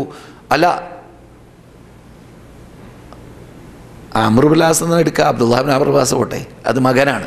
വാപ്പയും മകനായിട്ടുള്ള വ്യത്യാസം 12 വയസ്സാണ് കേട്ടോ, അല്ലേ? പഠിച്ചിട്ടില്ല നാം? അബ്ദുല്ലാഹി ഇബ്നു അംർ ഇബ്നുൽ ആസിൻ്റെയും അംർ ഇബ്നുൽ ആസിൻ്റെയും വ്യത്യാസം 12 വയസ്സാണ്. അപ്പോഴോ 12ാമത്തെ വയസ്സിൽ കല്യാണം കഴിച്ചു, കുട്ടിയുണ്ടായി എന്നർത്ഥം, മനസ്സിലായില്ലേ? അംർ ഇബ്നുൽ ആസ് റളിയല്ലാഹു തആല അൻഹു ആരാണ് അംർ ഇബ്നുൽ ആസ്? ഈജിപ്റ്റ് റിപ്പബ്ലിക്കാക്കിയ നമ്മുടെ നേതാവ്. ഈജിപ്റ്റ് റിപ്പബ്ലിക്കാക്കിയ നമ്മുടെ നേതാവ്. അദ്ദേഹം മരിക്കാൻ കിടക്കുമ്പോൾ പറഞ്ഞ ഭാഗം മുസ്ലിം റിപ്പോർട്ട് ചെയ്യുന്ന ഹദീസിൽ നാം പലതവണ കേട്ടിട്ടുണ്ട്. എന്താണ്? ഞാനൊരു കാലഘട്ടത്തിൽ റസൂലിനെ കണ്ടാൽ കൊല്ലണമെന്ന ലക്ഷ്യം വെച്ചുകൊണ്ട് ജീവിക്കുന്ന ആളായിരുന്നു. അന്ന് റസൂൽ എനിക്ക് കണി കണ്ടുകൂടാ മക്കയിൽ. അങ്ങനെയുള്ളൊരു കാലഘട്ടമുണ്ടായി. എത്രത്തോളം റസൂലുള്ളാഹിന്റെ അനുയായികൾ 100 പേര് മക്ക വിട്ടിട്ട് എത്യോപ്യയിലേക്ക് ഹിജ്റ പോയ വേളയിൽ മക്കയിൽ നിന്നിട്ട് 2 പ്രതിനിധികൾ പോയി. എന്തിനാ? അവരെ മടക്കി കൊണ്ടുവരാൻ വേണ്ടി. അതിൽ ഒരാൾ ഞാനായിരുന്നു. എങ്ങനെയെങ്കിലും അവിടുന്ന് നജാശി രാജാവിനോട് ചർച്ച ചെയ്തിട്ട് അവരെ ഒഴിവാക്കി കൊണ്ടുവരണം, അവരെ അവിടെ സുഖിച്ച് ജീവിക്കാൻ വിടാൻ പാടില്ല എന്ന ലക്ഷ്യക്കാരൻ ഞാൻ. അങ്ങനെയുള്ള കാലഘട്ടത്തിലാണ് ഞാൻ മരിച്ചു പോയതെങ്കിൽ എത്രമാത്രം ഞാൻ അപകടത്തിൽ പെട്ടിരുന്നേനെ. പിന്നെ എനിക്ക് മക്ക റിപ്പബ്ലിക്കിൻ്റെ അടുത്ത കാലഘട്ടങ്ങളിലായിട്ട് മക്ക റിപ്പബ്ലിക്കിനോട് അടുത്തിട്ട് മഹാനായ ഖാലിദ് ഇവിടെ വരുമ്പോൾ കൂടെ അംർ ഇബ്നുൽ ആസ് ഉണ്ട്. അംർ ഇബ്നുൽ ആസ് റസൂലുള്ളാഹി സ്വല്ലല്ലാഹു അലൈഹി വസല്ലമയുടെ സാന്നിധ്യത്തിൽ വന്നു. എന്നിട്ട് സ്വീകരിക്കുമോ ഇല്ലേ എന്നതിൽ പ്രയാസമുണ്ടായിരുന്നു. റസൂലുള്ളാഹി സ്വല്ലല്ലാഹു അലൈഹി വസല്ലം തൗബ ചെയ്തുകൊണ്ട് പാശ്ചാത്തപിച്ചുകൊണ്ട് ഇസ്ലാമിൽ മെമ്പർഷിപ്പ് നേടാൻ വേണ്ടി വരുന്നതായ ഏത് വ്യക്തിയെയും തടയാറില്ല. എത്ര തന്നെ പാപം ചെയ്താലും അൽ ഇസ്ലാമു യജുബ്ബു മാ ഖബല, ഇസ്ലാം മുമ്പുള്ള സർവ്വ പാപങ്ങളെ ശുദ്ധീകരിക്കുന്നതായ മതമാണ്. വത്തൗബത്തു തജുബ്ബു മാ ഖബല, സ്വീകാര്യോഗ്യമായ പാശ്ചാത്തപിക്കുകയാണെങ്കിൽ തൗബയും എല്ലാ ചെറുദോഷങ്ങളെയും വൻദോഷങ്ങളെയും ശുദ്ധീകരിക്കുന്നതായ ഭാഗമാണെന്ന് പഠിപ്പിച്ചതായ മതമാണല്ലോ നമ്മുടെ മതം. അതുകൊണ്ട് റസൂലുള്ളാഹി സ്വല്ലല്ലാഹു അലൈഹി വസല്ലം സ്വീകരിച്ചു. എന്നെ സ്വീകരിച്ചപ്പോഴോ എന്നെയോ ഞാൻ കൊല്ലാൻ പണ്ട് തന്നെ ചാൻസ് ഓടി നടന്നിരുന്നതായ മനുഷ്യൻ, അങ്ങനെയുള്ള എന്നെ റസൂൽ സ്വീകരിക്കാനോ? ഈ റസൂലുള്ളാഹി സ്വല്ലല്ലാഹു അലൈഹി വസല്ലം എന്നോട് ഇസ്ലാം മതം അംഗീകരിക്കാൻ വേണ്ടി വന്നു എന്ന വാർത്ത കേട്ടപ്പോൾ ഒരു നിബന്ധനയില്ലാതെ റസൂൽ സ്വീകരിച്ച സന്ദർഭത്തിൽ ഞാനിങ്ങനെ സന്തോഷത്തിൽ പറക്കുകയായിരുന്നു. എനിക്കുണ്ടായ സന്തോഷം പറയേണ്ടതില്ല എന്ന് മാത്രമല്ല, അതിനു മുമ്പ് റസൂലുള്ളാഹിനെ പോലത്തെ ഒരു ശത്രു എൻ്റെ മുമ്പിൽ ഉണ്ടായിരുന്നില്ല. ഇപ്പോൾ ഈ നിമിഷത്തിൽ പെട്ടെന്ന് മാറൽ, പെട്ടെന്ന് ചേഞ്ചാവൽ ഈമാൻ്റെ പ്രത്യേകത അതാണ്. ആത്മാർത്ഥമായിട്ടുള്ള വിശ്വാസത്തിൻ്റെ പ്രത്യേകത അതാണ്. ആ നിമിഷത്തിൽ എനിക്ക് ഏറ്റവും ഇഷ്ടമുള്ളതായ വ്യക്തിത്വം ആ മഹാവ്യക്തിത്വമായി മാറി സല്ലല്ലാഹു അലൈഹി വസല്ലം. എത്രത്തോളം കണ്ണ് തുറന്നിട്ട് അദ്ദേഹത്തിനെ തുറിച്ചു നോക്കാൻ വരെ എന്നെ കൊണ്ട് സാധിച്ചില്ല. നിങ്ങൾ എന്നോട് റസൂലുള്ളാഹിന്റെ കണ്ണെങ്ങനെ, മൂക്കെങ്ങനെ, നെറ്റിത്തടം എങ്ങനെ എന്ന്, ചുണ്ടെങ്ങനെ, ചിരി എങ്ങനെ എന്നൊക്കെ എന്നോട് നിങ്ങൾ ചോദിച്ചു കഴിഞ്ഞാൽ എനിക്ക് വിശേഷിച്ച് പ്രത്യേകിച്ച് സിഫത്ത് പറഞ്ഞു തരാൻ പറ്റുകയില്ല. കാരണം മുസ്ലിമായ ശേഷം തുറിച്ച് അവരുടെ മുഖത്തിൽ ഞാൻ നോക്കാറില്ല. സ്നേഹത്തിൻ്റെ കടുപ്പം കൊണ്ട് നബിയുടെ മുഖം ഇങ്ങനെ നോക്കാറില്ല. മുസ്ലിം റിപ്പോർട്ട് ചെയ്യുന്ന ഹദീസാണ് നിങ്ങൾ കേൾക്കുന്നത്, കഥയൊന്നുമല്ല. അങ്ങനെയുള്ളൊരു കാലഘട്ടം എന്നിൽ വിട്ടുകിടന്നു. ആ കാലഘട്ടത്തിലാണ് ഞാൻ മരിച്ചതെങ്കിൽ ഞാൻ എത്ര വലിയ മഹാഭാഗ്യവാനായിരുന്നേനേ. മുമ്പത്തെ കാലഘട്ടം ആ അപകടത്തിൽ ഞാൻ മരിച്ചിരുന്നെങ്കിൽ എത്ര അപകടത്തിൽപ്പെട്ടിരുന്നേനേ. രണ്ടാമത്തത് ഏറ്റവും വലിയ ആ ആത്മീയമായി വളരെ വളരെ ശുദ്ധീകരിച്ച് നിന്ന റസൂലിനോടുള്ള നല്ല മഹബത്തോടുകൂടി ജീവിക്കുന്ന ഘട്ടം, ആ ഘട്ടത്തിൽ ഞാൻ മരിച്ചിരുന്നെങ്കിൽ എത്ര നന്നായിരുന്നേനെ. പിന്നെ റസൂലുള്ളാഹി സ്വല്ലല്ലാഹു അലൈഹി വസല്ലം വഫാത്തായി. ഖുലഫാകളുടെ കാലഘട്ടം വന്നപ്പോൾ ഡോളറുകളും ദീനാറുകളും ദിർഹമുകളും കൊട്ടാരങ്ങളും നാടുകളും ഞങ്ങളുടെ കീഴിലായി മാറി. ഈജിപ്റ്റ് മുഴുവനും മൂപ്പരാണ് കീഴടക്കിയത്. നമ്മുടെ രാഷ്ട്രമാക്കി മാറ്റിയത് മഹാനായ അംർ ഇബ്നുൽ ആസ് ആണ്. അങ്ങനെയുള്ള മഹാനായ അംർ ഇബ്നുൽ ആസ് 4 അതിബുദ്ധിജീവികളെ പഠിച്ചിട്ടുണ്ടല്ലോ നാം. അതിലൊരാളാണ് അദ്ദേഹം. അറബികളിൽ ഏറ്റവും വലിയ അതിബുദ്ധിജീവികൾ 4 എണ്ണമാണ്. മറ്റുള്ളവർക്ക് ബുദ്ധിയില്ല എന്നുള്ള അർത്ഥത്തിലേക്കല്ല, എന്ന് പറഞ്ഞാൽ പ്രത്യേകതയാണത്. അവർ പെട്ടെന്ന് ഒരേ സമയത്ത് മുസ്ലിം രാഷ്ട്രത്തിൻ്റെ എല്ലാ മേഖലകളിൽ നിന്നിട്ടും പട്ടാളം അഴിഞ്ഞാടിയാൽ, പട്ടാളക്കാർ ഈ മുസ്ലിങ്ങളെ തകർത്താൻ വേണ്ടി വന്നാൽ കമ്പ്യൂട്ടർ പ്രവർത്തിക്കുന്നതിനേക്കാളും ശക്തിയിൽ പ്രവർത്തിക്കും അവരുടെ ബ്രെയിൻ. അതിനോട് മത്സരിക്കാൻ എന്ത് വേണമെന്ന്. അദ്ദേഹത്തിൻ്റെ പട്ടാളമാണ് നാം ഇന്ന് കാണുന്നതായ, അദ്ദേഹത്തിൻ്റെ സേനയാണ് നാം ഇന്ന് കാണുന്നതായ ട്യൂണീഷ്യയിലേക്ക് എത്തിയത്, ലീബിയയിലേക്ക് എത്തിയത്, അപ്രകാരം അൾജീരിയയിലേക്ക് എത്തിയത്, മൊറോക്കോയിലേക്ക് എത്തിയത് അദ്ദേഹത്തിൻ്റെ പട്ടാളമാണ്. ആ നാടുകൾ വിട്ടുകടന്ന് ആ സമുദ്രത്തിൻ്റെ പരിസരത്തിൽ നിന്നുകൊണ്ട് നിന്റെ മുമ്പിൽ ഇനി മനുഷ്യന്മാരുണ്ടെങ്കിൽ ഞങ്ങൾ വന്നിരുന്നേനെ, പക്ഷേ മനുഷ്യന്മാരുണ്ട് എന്ന വിവരം ഞങ്ങൾ കിട്ടിയിട്ടില്ല. അത് പിന്നെയാണ്, ഇപ്പോൾ 500 കൊല്ലം മുമ്പാണ് അവിടെ മനുഷ്യന്മാർ അമേരിക്ക കണ്ടുപിടിച്ചത് ാണ് നമുക്കറിയാം അല്ലേ. അങ്ങനെയുള്ള നാടുകൾ നോക്കി സംസാരിക്കാനുള്ളതായ ചെങ്കൂറ്റം ഉണ്ടായത് ഇവരുടെ നേതൃത്വത്തിലാണ്. ആരുടെ? അംർ ഇബ്നുൽ ആസ് റളിയല്ലാഹു തആല അൻഹുവിൻ്റെ നേതൃത്വത്തിലാണ്. ആ അംർ ഇബ്നുൽ ആസ് റളിയല്ലാഹു തആല അൻഹു മരിക്കാൻ കിടക്കുമ്പോൾ പറയുന്നു, എത്ര വലിയ വിശാലമായ സാമ്രാജ്യങ്ങളുടെ നേതൃത്വം വഹിക്കാനൊക്കെ അള്ളാഹു തൗഫീഖ് നൽകിയ ശേഷം ഈ സന്ദർഭത്തിൽ, ഇങ്ങനെയുള്ള സന്ദർഭത്തിൽ മരിക്കേണ്ടി വന്നതിൽ എനിക്ക് മഹാപ്രയാസമുണ്ട്, ദുഃഖമുണ്ട്. റബ്ബ് ചോദിക്കൂലേ ഈ അനുഗ്രഹത്തെക്കുറിച്ച്, ഇതിനെന്തായിരിക്കും ഞാൻ മറുപടി നൽകുക എന്നത് പറഞ്ഞുകൊണ്ട് കരയുകയായിരുന്നു മഹാനായ അംർ ഇബ്നുൽ ആസ് റളിയല്ലാഹു തആല അൻഹു. പക്ഷേ അള്ളാഹുവോട് പറയാനുള്ളത്, ഇതുവരെ വീഴ്ച വരുത്താത്തതായ റസൂലുള്ളാഹിനെ മുമ്പിൽ വെച്ചിട്ട് വാഗ്ദാനം ചെയ്ത ഒരു ഉടമ്പടിയുടെ ശബ്ദം എൻ്റെ കൂടെയുണ്ട്. അതെന്താണ്? ലാ ഇലാഹ ഇല്ലല്ലാഹ് അഷ്ഹദു അല്ലാ ഇലാഹ ഇല്ലല്ലാഹ് വ അഷ്ഹദു അന്ന മുഹമ്മദൻ റസൂലുള്ളാഹ്. ഇതിലൊരു വീഴ്ചയും വരുത്തിയിട്ടില്ലല്ലോ എന്ന സന്തോഷമാണുള്ളതെന്ന് പറഞ്ഞുകൊണ്ട് അദ്ദേഹം ആ കലിമത്ത് തൗഹീദ് ചൊല്ലിയും കൊണ്ട് ഇഹലോകവാസം വെടിയുകയുണ്ടായി നമ്മുടെ നേതാവായ അംർ ഇബ്നുൽ ആസ് റളിയല്ലാഹു തആല അൻഹു. അതെ, ഞാൻ പറഞ്ഞു വരുന്നത്, അങ്ങനെയുള്ള നേതാക്കളുടെ നേതാവ് ഇബ്നു ആമിർ, മഹാനായ ഇബ്നു ഉമർ റളിയല്ലാഹു തആല അൻഹുവിനോട്, അല്ലാ തദ്ഉലി ഇബ്നു ഉമർ, ഇബ്നു ഉമറേ, ഉമറുൽ ഖത്താബിൻ്റെ മകനെ, പണ്ഡിതനാണ്, സഹാബാക്കളെല്ലാവരും ഒരുപോലെയല്ലല്ലോ, ഇത് പണ്ഡിതനാണ്. പണ്ഡിതനായ ഇബ്നു ഉമറിനോട് സന്ദർശിക്കാൻ ചെന്നപ്പോൾ എനിക്ക് വേണ്ടി ഒന്ന് പ്രാർത്ഥിച്ചാലോ? ചില ആൾക്കാർക്ക് അലർജി ഉണ്ട്. കേട്ടോളീൻ, ശ്രദ്ധിച്ചോളീൻ. ഒരാൾ മറ്റാളോട് പ്രാർത്ഥിക്കാൻ പാടുണ്ടോ ഇല്ലേ ഇപ്പോഴും ചർച്ചയാണ് നമ്മുടെ കോമിൻ്റെ ഇടയിൽ. ഇപ്പോഴും വിളിച്ചു ചോദിക്കുകയാണ്. ഇപ്പം അടുത്ത് ചോദിച്ചു, ജിദ്ദയിൽ നിന്നിട്ട്, നാട്ടിൽ നിന്നിട്ട് വരെ വിളിച്ചു ചോദിച്ചു. ഇവിടെ ഒരു കൂട്ടർ പറയുന്നുണ്ട്, ഒരാൾ മറ്റാളോട് എനിക്ക് വേണ്ടി പ്രാർത്ഥിക്കണമെന്ന് പറയാൻ പാടില്ല, അതിന് ഹദീസില്ല, അതിന് തെളിവില്ല. മനസ്സിലായില്ലേ? നിങ്ങൾ കേൾക്കുന്നത് ഹദീസ് എവിടെയെന്നറിയാം? സഹീഹ് മുസ്ലിമിൽ 224 നമ്പർ ഹദീസാണ്. എന്ന് മാത്രമല്ല, അതേ സഹീഹ് മുസ്ലിമിൽ തന്നെ ഞാൻ പലപ്പോഴും നിങ്ങളെ കേൾപ്പിച്ചിട്ടുണ്ട്.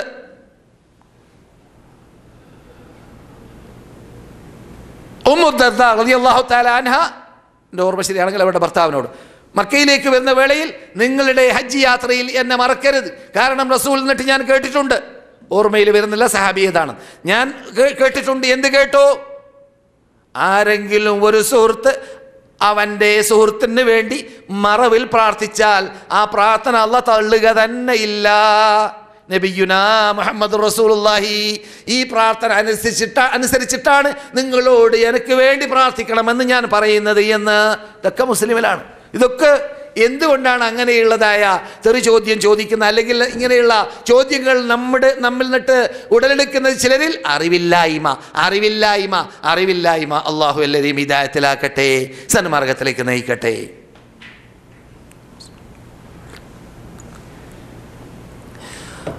എന്തുകൊണ്ട് ഞാൻ റസൂലുള്ളാഹി സ്വല്ലല്ലാഹു അലൈഹി വസല്ലമിൽ നിന്നിട്ട് കേട്ടിരുന്നു, നിങ്ങൾ എനിക്ക് വേണ്ടി പ്രാർത്ഥിക്കണം എന്ന് പറഞ്ഞുകൊണ്ട് പറയുകയാണ്. എന്തുകൊണ്ട് ഞാൻ റസൂലുള്ളാഹി സ്വല്ലല്ലാഹു അലൈഹി വസല്ലമിൽ നിന്നിട്ട് കേട്ടിരുന്നു, ലാ തുഖ്ബലു സലാത്തുൻ ബിഗൈരി തുഹൂർ, ശുദ്ധിയില്ലാത്ത നമസ്കാരം സ്വീകരിക്കപ്പെടുന്നതല്ല നമ്മുടെ വിഷയം. ഈ ഭാഗം ഈ ഹദീസിലുള്ളത് കൊണ്ടാണ് ഈ ഹദീസ് ഞാൻ നിങ്ങൾക്ക് വേണ്ടി സെലക്ട് ചെയ്തതെന്ന് പറഞ്ഞല്ലോ.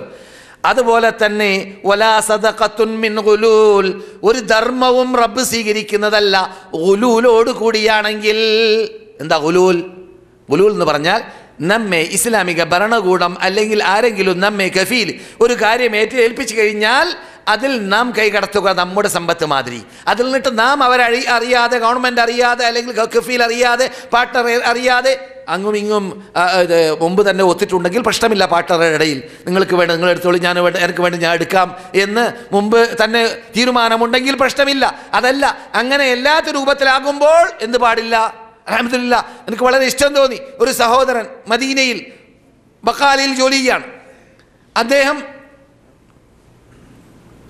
ഒരു അസീർ കുടിച്ചാൽ അത് എഴുതി വെക്കും. എന്നിട്ട് ശമ്പളം വാങ്ങാൻ പോകുമ്പോൾ ആ ലീസ് സമർപ്പിക്കും. ആർക്ക്? കഫീലിന്. ഇത് നിങ്ങളുടെ സൂപ്പർ മാർക്കറ്റിൽ നിന്നിട്ട് ക്ലാസ്സിലൊക്കെ വരുന്നവരുടെ പ്രത്യേകതയാണത് കേട്ടോ. ദീനുമായി ബന്ധപ്പെടുന്നവരുടെ പ്രത്യേകതയാണത്. അള്ളാഹുമായി ബന്ധപ്പെട്ട് ജീവിക്കുമ്പോൾ അങ്ങനെയുള്ള അലർജി അല്ലെങ്കിൽ അങ്ങനെയുള്ള ഷോക്കടിക്കൽ ഉണ്ടാവണം. എന്തിൻ്റെ മുമ്പിൽ? ഹറാമിൻ്റെ മുമ്പിൽ. എന്തുകൊണ്ട്? റസൂലിൻ്റെ വാക്ക് നാം ഇവിടെ മനഃപ്പാടമാക്കി വെച്ചിട്ടുണ്ട്. എന്താണത്?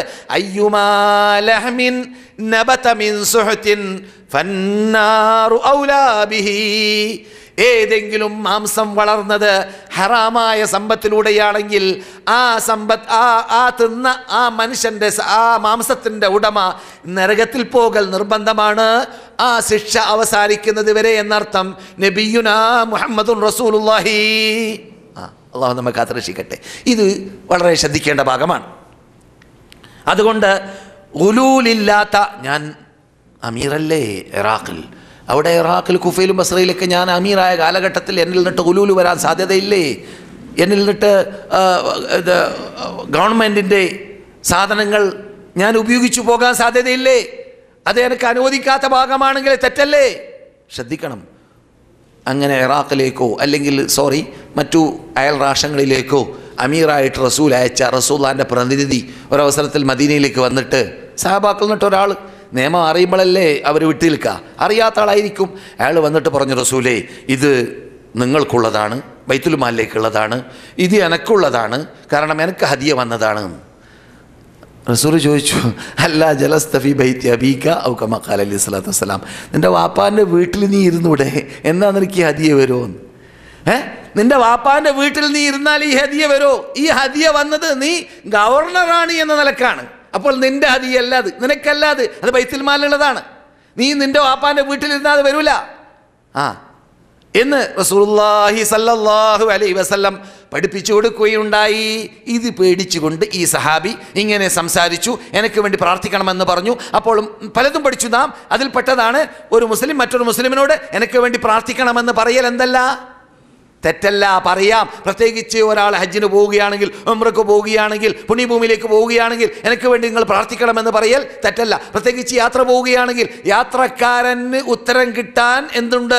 ഇസ്ലാമിക യാത്രയാണെങ്കിൽ സാധ്യതയുണ്ട്. ഇസ്ലാമിക യാത്രയാണ് ഒരാൾ യാത്ര പോകുന്നതെങ്കിൽ ആ യാത്രയിൽ എന്ത് കിട്ടും? പ്രാർത്ഥനയ്ക്ക് മറുപടി ലഭിക്കും. അതുകൊണ്ട് അതൊക്കെ ഇസ്ലാം അനുവദിച്ച ഭാഗമാണ്. അതുകൊണ്ട് ദീനിൽ ഇല്ലാത്തതുണ്ടാക്കി ഉള്ളതിനെ വേണ്ടാതെയാക്കി പ്രയാസപ്പെടുത്തുന്ന സ്വഭാവം ഒരിക്കലും അരുത്.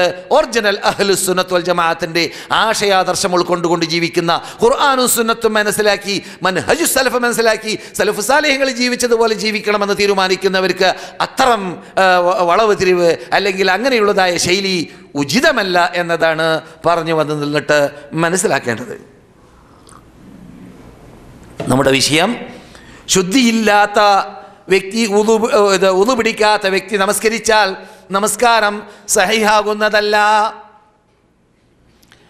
നേരത്തെ പറഞ്ഞതുപോലെ ഇമാമ് ജനങ്ങളോട് പറഞ്ഞില്ല ഞാൻ ഒതു ഇല്ലാത്ത ആളാണ്, എന്നിട്ട് മുമ്പ് നിസ്കരിച്ചു കൂട്ടി. എന്നാൽ അവരുടെ നിസ്കാരം സഹിയാണ്. ആരുടെ?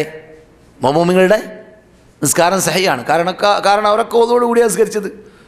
മൂപ്പര് ഒതു ഇല്ലാത്തതിന് അള്ളാഹു മൂപ്പരായിട്ട്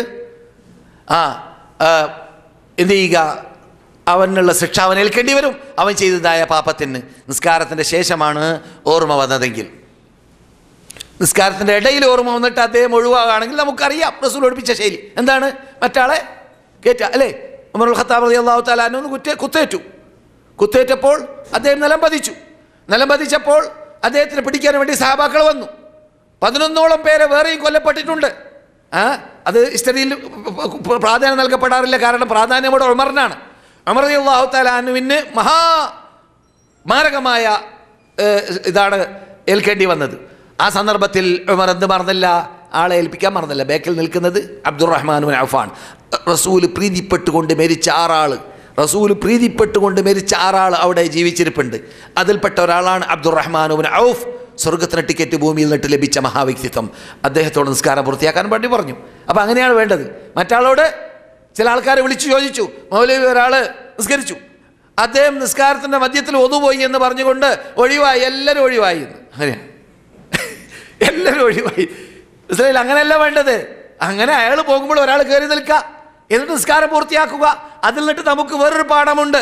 മൂപ്പർക്ക് ഓർമ്മ വന്നത് ഒതു ഇല്ല എന്നുള്ളത് മധ്യത്തിലാകുമ്പോൾ പകുതി 2 റക്അത്ത് നിസ്കാരം നടന്നത് ഒതു ഇല്ലാതെയാണ് എന്നതോടൊപ്പം എന്ത് ചെയ്യാം? തുടരാം. ആർക്ക്? മഅ്മൂമിങ്ങൾക്ക് തുടരാം എന്ന് വരെ അതിൽ പാഠമുണ്ട്. മനസ്സിലായില്ലേ? അതെ സഹോദരന്മാരെ, സഹോദരികളുടെ ക്ലാസ്സാണിത്. ഫാമിലി ക്ലാസ് എന്നാണ് എൻ്റെ പേര്. സഹോദരികൾക്ക് ആവശ്യമുള്ള ഭാഗങ്ങളല്ലോ അല്ലല്ലോ ഇത് എന്നൊക്കെ പറഞ്ഞേക്കാം. പക്ഷേ മദീനയിലേക്കും മക്കയിലേക്കൊക്കെ വന്ന ശേഷം നമ്മുടെ സഹോദരിമാരൊക്കെ പുണ്യഭൂമിയിലുള്ള പള്ളികളിൽ, പ്രത്യേകിച്ച് മക്കയിലും മദീനയിലും നമസ്കരിക്കാൻ എത്താറുണ്ട്. അവിടെ അവർ സ്ത്രീകൾ ജമാഅത്തായിട്ട് നമസ്കരിച്ച് പരിചയമില്ലാത്തതുകൊണ്ടോ അല്ലെങ്കിൽ അവർക്ക് പള്ളിയും മറ്റും പരിചയമില്ലാത്തതുകൊണ്ടോ എന്താണെന്ന് അറിയില്ല, സഫ് ക്ലിയറാക്കുന്ന പരിപാടി അവർക്കില്ലേ ഇല്ല എന്നാണ് വിവരം. ഇന്ന് വരെ അങ്ങനെയാണ്. സഫ് ക്ലിയറാക്കൂല സ്ത്രീകൾ. പുരുഷന്മാരൊക്കെ ഷിയാക്കൾ ഇല്ലെങ്കിൽ നന്നായി നിസ്കരിക്കാൻ പറ്റും. ഷിയാക്കൾ ഉണ്ടാകുമ്പോഴാണെന്ന് കയറ്റം ഇറക്കൊക്കെ വരിക. ഷിയാക്കൾ എന്ന് പറയുന്ന റാഫിദികൾ. അതുപോലെയല്ല സ്ത്രീകളുടെ ഭാഗം. അതുപോലെ തന്നെ പല കാര്യങ്ങളിലും സ്ത്രീകൾ കേൾക്കപ്പെടാറുണ്ട്. ഇമാമിൻ്റെ ശബ്ദം കേൾക്കാത്ത കാരണത്താലോ ഇമാം നമസ്കരിക്കുന്ന രൂപം മനസ്സിലാവാത്ത കാരണത്താലോ പല പിഴവുകൾ അവരിൽ ഉണ്ടാവാറുണ്ട്. അതുകൊണ്ട് അവർ ശ്രദ്ധിക്കണം. ഇമാമോടുകൂടി നമസ്കരിക്കുമ്പോൾ ഉണ്ടാവേണ്ടതായ പ്രത്യേകതകളും വിധി വിലക്കുകളും സ്ത്രീകളും പുരുഷന്മാരെ പോലെ പള്ളിയിൽ പോയി നമസ്കരിക്കുന്നവരാകുമ്പോൾ പഠിച്ചാലേ തീരൂ. ഏതായാലും നിസ്കരിക്കല്ലേ, നിസ്കാരം സഹിയാവേണ്ടതില്ലേ? അപ്പോൾ എന്ത് വേണം? ജമാഅത്തായിട്ട് നമസ്കരിക്കേണ്ട ശൈലിയും രൂപവും അവർ പഠിച്ചിരിക്കണം. അതെ. ഇനി ഞാൻ പറഞ്ഞു ഖുല്ലത്തൈൻ ആയിക്കഴിഞ്ഞാൽ എഫക്റ്റ് ഉണ്ടാവുകയില്ല എന്ന്. 330ഓളം ലീറ്ററാണ് 2 ഖുല്ലത്ത് എന്നാണ് ഫുഖഹാക്കളുടെ ആധുനിക നിഗമനം. 2 ഖുല്ലത്ത് എന്ന് പറഞ്ഞാൽ 330ഓളം ലീറ്റർ വെള്ളമാണ്. അന്ന് പഴയ ഭാഷയിൽ ഹംസ ഖിറബ് എന്ന് ഹദീസിൻ്റെ ഭാഷയിൽ കാണാം. ഞാൻ നേരത്തെ പറഞ്ഞു ബീർ ബുദ എന്ന ആ കിണറിൻ്റെ തെളിവാണ് ഹദീസായിട്ട് ഉദ്ധരിക്കാറുള്ളത്. അവിടെയാണ് റസൂലുള്ളാഹി പറഞ്ഞത് ഇന്നൽ മാ തഹൂർ ലാ യൻജുസുഹു ഷൈഉൻ. വെള്ളം ശുദ്ധിയുള്ളതാണ്, അതിനെ അങ്ങനെയുള്ള അല്പം അഴുക്കുകളൊക്കെ വലിച്ചെറിഞ്ഞതുകൊണ്ട് 2 ഖുല്ലത്തൈനിൽ കൂടുതലുണ്ടെങ്കിൽ അതെന്താവുകയില്ല? അഴുക്കാകുകയില്ല. ചേഞ്ച് ആവാത്ത കാലത്തോളം മുമ്പ് പഠിച്ചു. ചേഞ്ച് ഓർമ്മയിൽ വേണം. ചേഞ്ചായാൽ എന്തായി? കളറിലൂടെയോ വാസനയിലൂടെയോ രുചിയിലൂടെയോ ചേഞ്ചായാൽ അത് നജസായി മാറുകയും ചെയ്ത് എത്ര അധികരിച്ചാലും ശരി. ഇനി ചേഞ്ച് ഉണ്ടായത് ശുദ്ധിയായ സാധനത്തിലൂടെയാണെങ്കിലോ സോപ്പ് ഇങ്ങനെ ടയർഡ് മിക്സ് ചെയ്ത് 2 ഖുല്ലത്തൈനിൽ കൂടുതലുള്ളതായ വെള്ളം മുഴുവൻ നിരയായി ഇങ്ങനെ മാറി. അതിൽ ഒതു പിടിക്കാൻ പാടുണ്ടോ? ശുദ്ധിയായ സാധനമാണ്, അശുദ്ധിയല്ല. അല്ലെങ്കിൽ മയ്യത്ത് കുളിപ്പിക്കാൻ വേണ്ടി ഉപയോഗിക്കുന്ന സിദറുണ്ടല്ലോ, സിദർ ചെയ്താലും വരുമല്ലോ നേരാ.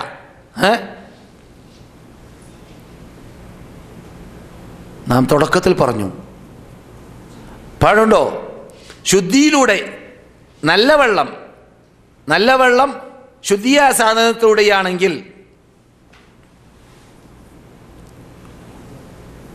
അത് വെള്ളമെന്ന് പറയുന്ന ആ സ്വഭാവത്തിൽ നിന്നിട്ട് മാറാതെ രൂപമാണെങ്കിൽ എന്തു ചെയ്യാം? അതിൽ ഒതു പിടിക്കാം. അത് ഒരാൾ കണ്ടാൽ ഇത് വെള്ളമെന്ന് പറയില്ല, വേറെന്തോന്നാ പറയുക, ലൈമോൻ്റെ അസീറെന്നോ അല്ലെങ്കിൽ വേറെ വല്ല അസീറെന്നോ പേരെന്നെ മാറുന്ന രൂപത്തിലാണെങ്കിൽ പറ്റുകയില്ല. അല്ലാത്ത രൂപത്തിലാണെങ്കിൽ റസൂലുള്ളാഹി സ്വല്ലല്ലാഹു അലൈഹി വസല്ലം എന്ത് പറഞ്ഞു? കുളിപ്പിക്കാൻ വേണ്ടി, റസൂലുള്ളാഹിൻ്റെ മകളെ കുളിപ്പിക്കാൻ വേണ്ടി സ്ത്രീകളോട് കൽപ്പിച്ചതായ വേളയിൽ നിങ്ങൾ എന്ത് ചെയ്യുക? അതിൽ സിദ്ർ കൂട്ടിച്ചേർക്കുക എന്ന് പറഞ്ഞു. മയ്യത്ത് കുളിപ്പിക്കൽ നിർബന്ധമല്ലേ? നിർബന്ധമായ കുളിക്ക് വേണ്ടി സിദ്ർ അറിയില്ലേ? താളിയെ സിദ്ർ, നിങ്ങൾ താളിയെന്ന് അറിയില്ലേ? താളിമരം. അത് മയ്യത്ത് കുളിപ്പിക്കാൻ വേണ്ടി ഉപയോഗിക്കുന്ന മാത്രമല്ല, നമുക്ക് അല്ലാത്ത ആവശ്യാർത്ഥം ഇപ്പോൾ ഇത് വൈദ്യന്മാരൊക്കെ പല ആവശ്യാർത്ഥം ഉപയോഗിക്കാൻ വേണ്ടി പറഞ്ഞിട്ടുണ്ട്. അതുകൊണ്ട് തന്നെ ബർക്കത്തുള്ള മരം എന്നൊക്കെ ഇവിടുത്തെ നാടന്മാർ പറയാറുണ്ട്, മനസ്സിലായില്ലേ? അതിൻ്റെ ഇലകളൊക്കെ ഉപയോഗിക്കാറുണ്ട്. പറഞ്ഞു പിശാച്ചിന് വലിയ വെറുപ്പാണെന്നൊക്കെ ആണ് വെപ്പ്.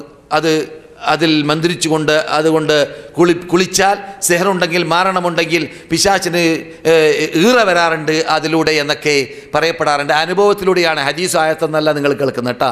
അനുഭവം അങ്ങനെയാണെന്ന് അങ്ങനെ ചെയ്യുന്നവർ പറയാറുണ്ട്. പറഞ്ഞു വരുന്നത്, അങ്ങനെയുള്ള സിദ്ർ കൊണ്ട് മയ്യത്തിനെ കുളിപ്പിക്കാൻ സോപ്പ് കണ്ടുപിടിക്കുന്ന കാലഘട്ടത്തിന് മുമ്പ് അങ്ങനെയാണ് അവർ ചെയ്യാറുള്ളത്. റസൂലുള്ളാഹി കൽപ്പിച്ചു. അപ്പോൾ എന്തല്ല, അങ്ങനെയുള്ള ചേഞ്ച് തടസ്സമല്ല വെള്ളത്തിന് അതിൽ ഒതുപിടിക്കാനോ അതിൽ കുളിക്കാനോ എന്നാണ് പഠിച്ചത്. അതുപോലെ തന്നെ റസൂലുള്ള കൂട്ടിച്ചേർത്തു, നിങ്ങൾ അവസാനം കാഫൂർ വെള്ളത്തിൽ ചേർക്കുക. കരിപ്പൂരം എന്നാ പറയാ, കരിപ്പൂരം, അത് വെള്ളത്തിൽ കലർത്തുക. അപ്പോൾ അതും എന്തല്ല, സ്മെല്ല് മാറാൻ വേണ്ടി അതും എന്തല്ല, വെള്ളത്തിനെ ചേഞ്ച് ആക്കുന്നതിൽ പെട്ടതല്ല എന്നും നമുക്ക് മനസ്സിലാക്കാം. അപ്പോൾ താഹിറായ സാധനത്തിൽ തന്നെ ചേഞ്ചായാൽ ആ ചേഞ്ച് വെള്ളത്തിൻ്റെ പേര് മാറ്റാത്ത രൂപത്തിലുള്ള അല്പ ചേഞ്ചുകളാണെങ്കിൽ അത് കുളിക്കാൻ ഉപയോഗിക്കുന്നതിനോ ഒതു പിടിക്കാൻ ഉപയോഗിക്കുന്നതിനോ എന്തല്ല, തടസ്സമല്ല എന്നും നാം പഠിച്ചു. റസൂലുള്ളാഹി സ്വല്ലല്ലാഹു അലൈഹി വസല്ലം മറവിൽ നിന്നുകൊണ്ട് അവർക്ക് പറഞ്ഞു കൊടുക്കുകയായിരുന്നു. ഇപ്പോൾ മയ്യത്ത് കുളിപ്പിക്കുന്ന വേളയിൽ റസൂലുള്ളാഹിൻ്റെ മകളുടെ മയ്യത്ത് കുളിപ്പിക്കുന്ന വേളയിൽ ഇഗ്സിലൻഹാ സലാസ, 3 തവണ നിങ്ങൾ കഴുകുക, അല്ലെങ്കിൽ ഹംസ, അല്ലെങ്കിൽ 5 തവണ നിങ്ങൾ വെള്ളമൊഴിക്കുക അവരുടെ മീതെ, ഔ അക്സർ, അല്ലെങ്കിൽ കൂടുതൽ ആവശ്യം വരുമെന്ന് കാണുകയാണെങ്കിൽ അത്ര നിങ്ങൾ ഒലിപ്പിക്കുക അവരുടെ മീതെ. എന്നിട്ട് നിങ്ങൾ അതിൻ്റെ കൂടെ അതോടൊപ്പം സിദ്ർ കലർത്തുക അഥവാ താളി, എന്നിട്ട് അവസാന ഭാഗം കാഫൂറാക്കി മാറ്റുകയും ചെയ്യുക. ഇത് മുത്തഫഖുൻ അലൈഹിയാണ്. 1253 ബുഖാരി, 939 മുസ്ലിം ഈ ഹദീസ്.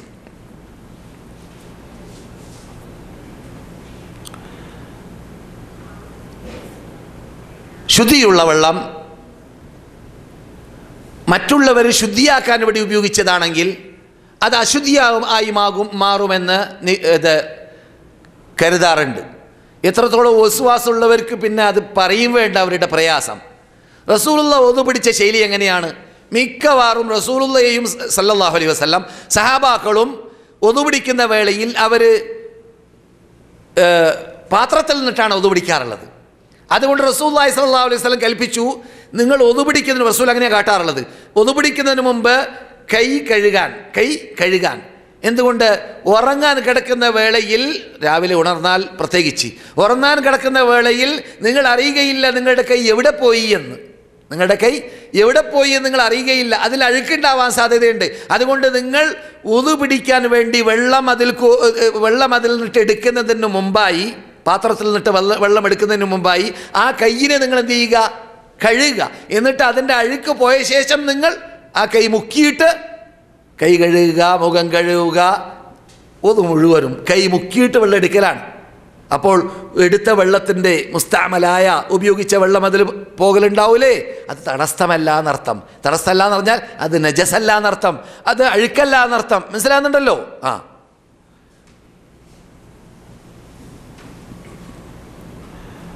അതെ സഹോദരന്മാരെ, സഹോദരികളെ, പിന്നെ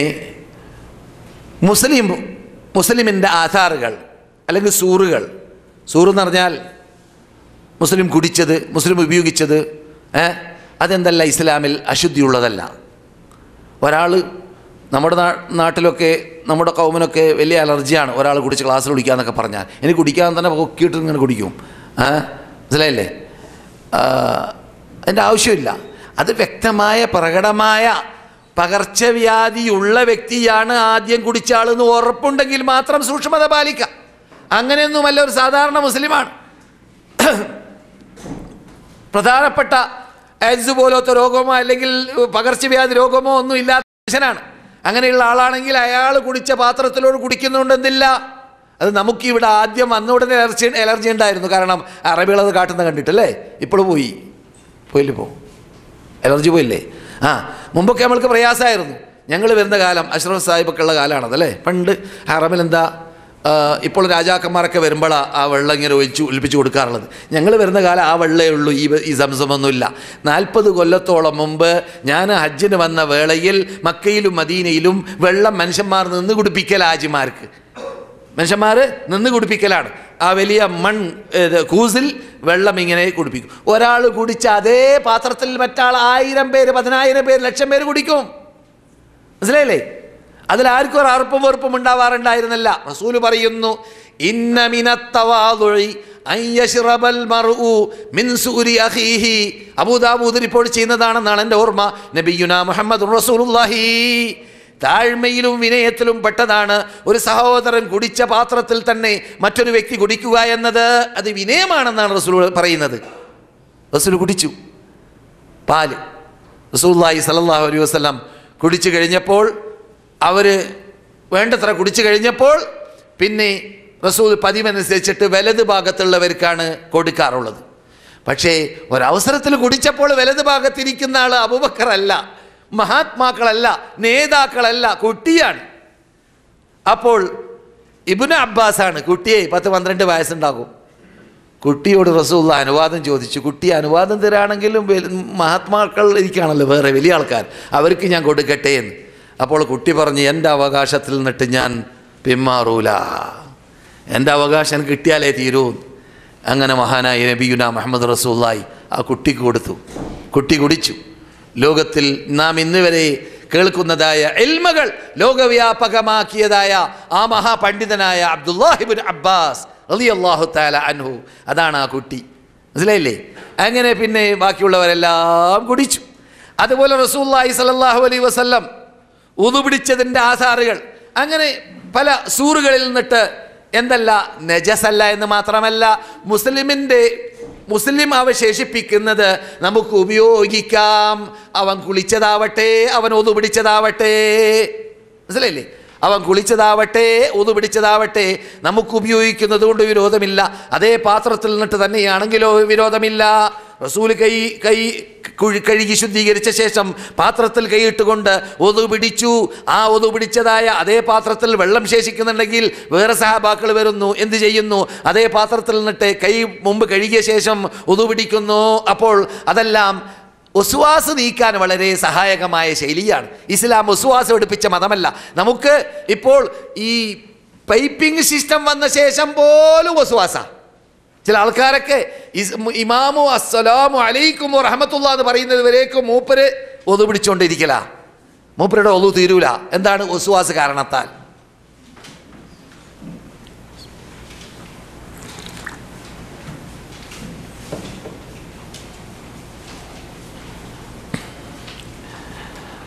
അതുപോലെ തന്നെ നമ്മുടെ ടൈം അതിക്രമിച്ചെന്ന് പറയാനില്ല, കാരണം തുടങ്ങിയതിൻ്റെ 11 മണിക്കല്ലേ. ഈ പതിവ് മാറ്റണമെന്ന് ഞാൻ പറയാറുണ്ട്. ഞാൻ കുറച്ച് മുമ്പേ വിളിച്ച് ചോദിച്ചു കുട്ടികളോട് വന്നോ എന്ന്. വാർത്ത കിട്ടിയതൊരു 10 പേരുണ്ട് മൗലവി എന്നാണ്. ഇതിലല്ലേ, അതുകൊണ്ടാണ് ഞാൻ പെട്ടെന്ന് എത്താത്തത്. ശരി, ബഹീമ, 4 കാലി മൃഗങ്ങൾ മുഖമിട്ട് കുടിച്ചതായ പാത്രത്തിൽ ആ വെള്ളം ഉപയോഗിക്കാൻ പാടുണ്ടോ? പാടുണ്ട്. മുഫ്തിയുടെ ഫത്വ കേട്ടില്ലേ? പാടുണ്ട്. മനസ്സിലായില്ലേ? പാടുണ്ട് എന്നാണ്. എന്നാൽ അങ്ങനെ ആയിക്കോട്ടെ, പാടുണ്ട്. എന്തുകൊണ്ട്? സാധാരണ പൂച്ചകൾ വരും, വീടുകളിൽ കിടക്കും, വെള്ളം കുടിക്കും, റസൂലുള്ളാഹി സ്വല്ലല്ലാഹു അലൈഹി വസല്ലമിനോട് ചോദിക്കപ്പെട്ടു, എന്താണ് വിധി? റസൂല് പറഞ്ഞു, നിങ്ങളുടെ കൂടെ തവാഫ് ചെയ്തുകൊണ്ടേ നിങ്ങളുടെ പരിസരത്തിൽ കറങ്ങിക്കൊണ്ടേയിരിക്കുന്ന സാധനമാണ് പൂച്ച. അത് നജസല്ല, അത് മൂടിട്ട സാധനം, അത് മുഖമിട്ട് കുടിച്ചത് എന്തല്ല, നജസ്, മുഖമിട്ടത് നജസല്ല എന്ന് നബിയുനാ മുഹമ്മദ് റസൂലുള്ളാഹി സ്വല്ലല്ലാഹു അലൈഹി വസല്ലം പഠിപ്പിച്ചു. അതുകൊണ്ട് നമുക്ക് വുദു പിടിക്കുന്നത് കൊണ്ട് എന്തില്ല, വിരോധമില്ല. പക്ഷേ റസൂൽ പഠിപ്പിച്ച വേറൊരു ശൈലിയുണ്ട്. രാത്രി ഉറങ്ങാൻ കിടക്കുമ്പോൾ എന്ത് വേണം? കുടിക്കുന്ന വെള്ളങ്ങളും ഉപയോഗിക്കുന്ന വെള്ളങ്ങളും എന്ത് ചെയ്യണം? മൂടിയിട്ട് അതിനെ ബന്ദ് ചെയ്തിട്ട്, തോൽപാത്രമാണെങ്കിൽ കെട്ടിയിട്ട് ആയിരിക്കണം നാം ഉറങ്ങേണ്ടത്. വിളക്കാണെങ്കിൽ കിടത്തിയിട്ട് ആണ് ഉറങ്ങേണ്ടത്. ഏത് വിളക്ക്? അപകടമുണ്ടാകുന്ന വിളക്ക്. ഇന്നത്തെ ആധുനിക വിളക്ക് കിടത്തണമെന്ന് നിർബന്ധമില്ലെങ്കിലും നമ്മുടെ ശാസ്ത്രജ്ഞന്മാർ പറയുന്നത് വിളക്കില്ലാതെ കിടക്കുമ്പോഴാണ് ശരിക്കും നമ്മുടെ ശരീരം അള്ളാഹ് പറഞ്ഞതുപോലെ ജഅൽനൽ ലൈല സുബാതാ, വിശ്രമിക്കും നിങ്ങളുടെ ശരീരം എന്ന് പറഞ്ഞ പരിപൂർണ വിശ്രമം കിട്ടണമെങ്കിൽ അള്ളാഹ് പറഞ്ഞത് ലൈലി എന്നാണ്, രാത്രി അഥവാ ഇരുളു വരുമ്പോഴാണ് എന്തു കിട്ടുക? നല്ല നമ്മുടെ കണ്ണിന് മാത്രമല്ല നമ്മുടെ ശരീരത്തിന് ആസകലം ശാന്തി കിട്ടൽ, സമാധാനം കിട്ടൽ, പ്രയാസം നീങ്ങൽ. ഏത് ഉറക്കിനാണ്? ഇരുളിലുള്ള ഉറക്കിനാണ്. അതുകൊണ്ട് വെളിച്ചം ഉള്ളതായ ഉറക്കിനല്ല എന്ന സൂചന എന്തിലുണ്ട്? ഖുർആനിലുണ്ട് എന്നതുകൂടി സ്മരണീയമാണ്. അങ്ങനെയാണോ ഡോക്ടറെ? വെളിച്ചത്തിൽ ഉറങ്ങിക്കൂടാന്നുണ്ടോ നിങ്ങളുടെ എൽമേൽ? ഉറങ്ങാം, നല്ലത്. ഡോക്ടർ പറയണം. അപ്പോൾ ഷഹീദ ഷാഹിദ് മിൻ അഹ്ലിയ, അത് പറയേണ്ടവർ പറഞ്ഞു എന്നർത്ഥം. നിങ്ങൾക്ക് എന്താ അവകാശമുണ്ട് ഇത്തരം കാര്യം പറയാമെന്ന് ചോദിക്കരുത്. അതെ,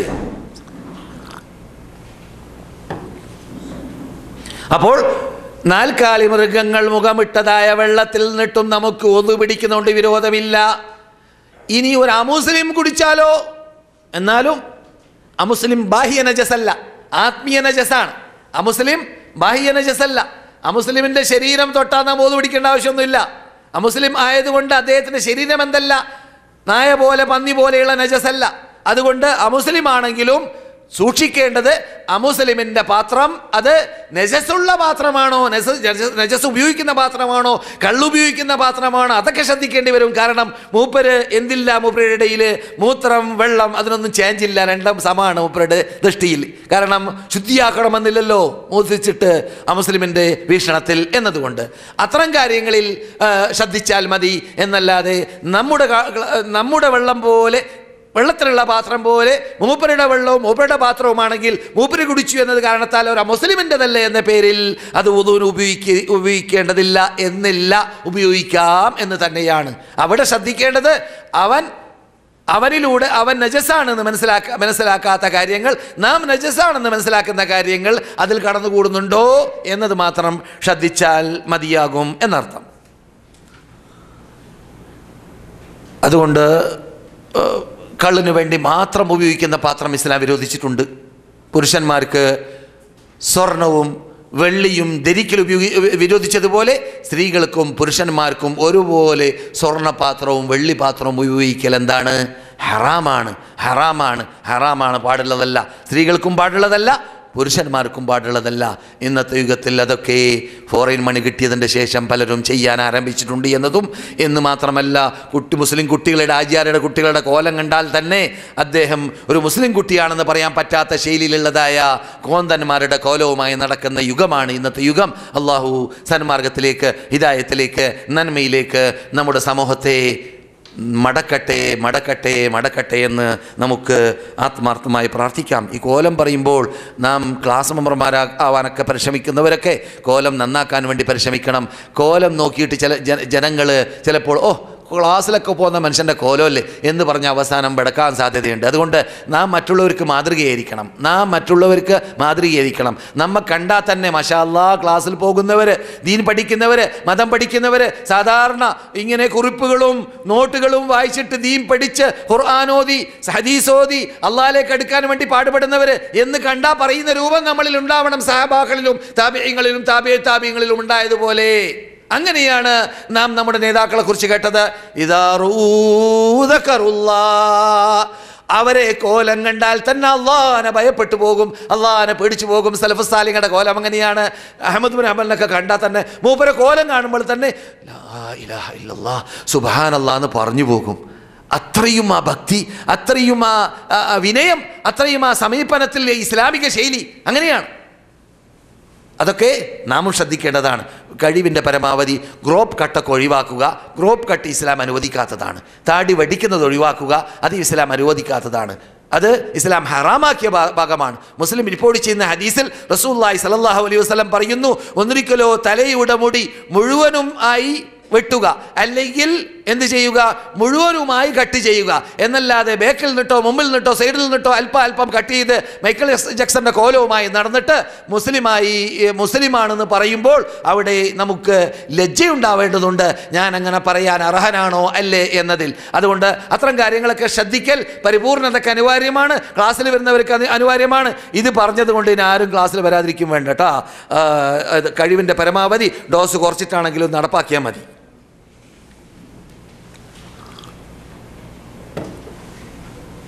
നായ വെള്ളത്തിൽ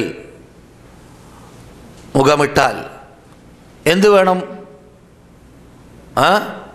ആ വെള്ളം ഒതു പിടിക്കാനോ അല്ലെങ്കിൽ കുളിക്കാനോ ഉപയോഗിക്കാൻ പാടുള്ളതല്ല. അതേ സമയത്ത് ആ പാത്രത്തെ നാം കഴുകണം. ഒരു പ്രാവശ്യം മണ്ണ് കൊണ്ട്, 6 പ്രാവശ്യം വെള്ളം കൊണ്ട്, അങ്ങനെ 7 പ്രാവശ്യം കഴുകണം മുഖമിട്ടാൽ എന്നാണ് നബിയുന മുഹമ്മദുർ റസൂലുള്ളാഹി സല്ലല്ലാഹു അലൈഹി വസല്ലം. അതുപോലെ മുഗല്ലദായ നജസാണ് പന്നിയും നായയെ പോലെ തന്നെയാണ്.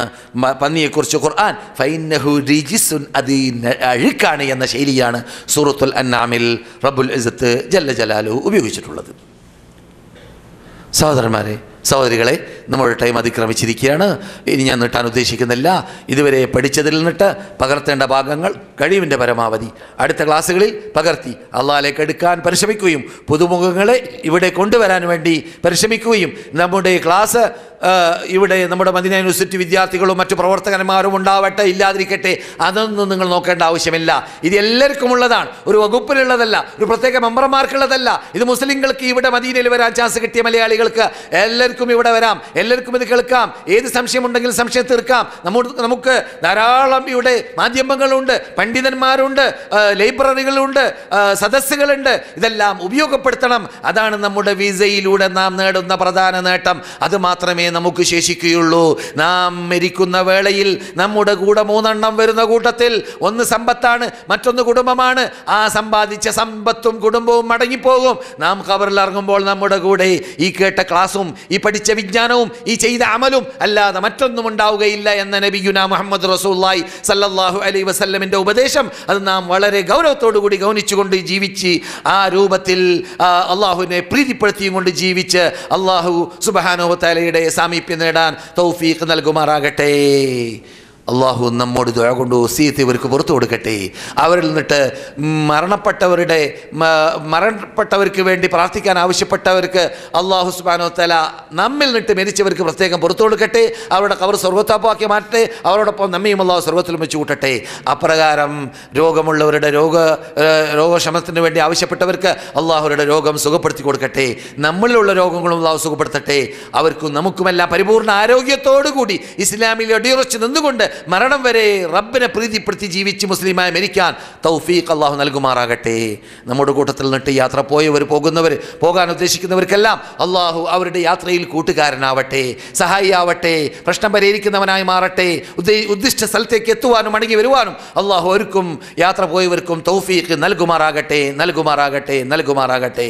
അപ്രകാരം ഇണകളില്ലാത്തവർക്ക് അള്ളാഹു സുബ്ഹാനഹു വ തആല സാലിഹീങ്ങളായ ഇണകൾ നൽകട്ടെ. സന്താനമുള്ളവർക്കും ഇല്ലാത്തവർക്കും സാലിഹീങ്ങളായ സന്താനങ്ങൾ അള്ളാഹു നൽകുമാറാകട്ടെ. മുസ്ലിം രാഷ്ട്രങ്ങളിലും അല്ലാത്ത രാഷ്ട്രങ്ങളിലുമെല്ലാം ഇപ്പോൾ അനുഭവിച്ചു കൊണ്ടിരിക്കുന്നതായ മഹാപരീക്ഷണം, ആ പരീക്ഷണങ്ങളിൽ നിന്നിട്ടും പ്രയാസങ്ങളിൽ നിന്നിട്ടും അള്ളാഹു സുബ്ഹാനഹു വ തആല അവർക്ക് മോചനം നേടാൻ ഇസ്ലാമിലൂടെ, ഖുർആനിലൂടെ, സുന്നത്തിലൂടെ, സലഫുസ് സാലിഹീങ്ങളുടെ മനഹജിലൂടെ അള്ളാഹു അവർക്ക് തൗഫീഖ് നൽകട്ടെ. അല്ലാഹുമ്മ സ്വല്ലി അലാ മുഹമ്മദിൻ വഅലാ ആലി മുഹമ്മദ് വആഖിറു ദഅവാനാ അനിൽ ഹംദുലില്ലാഹി റബ്ബിൽ ആലമീൻ.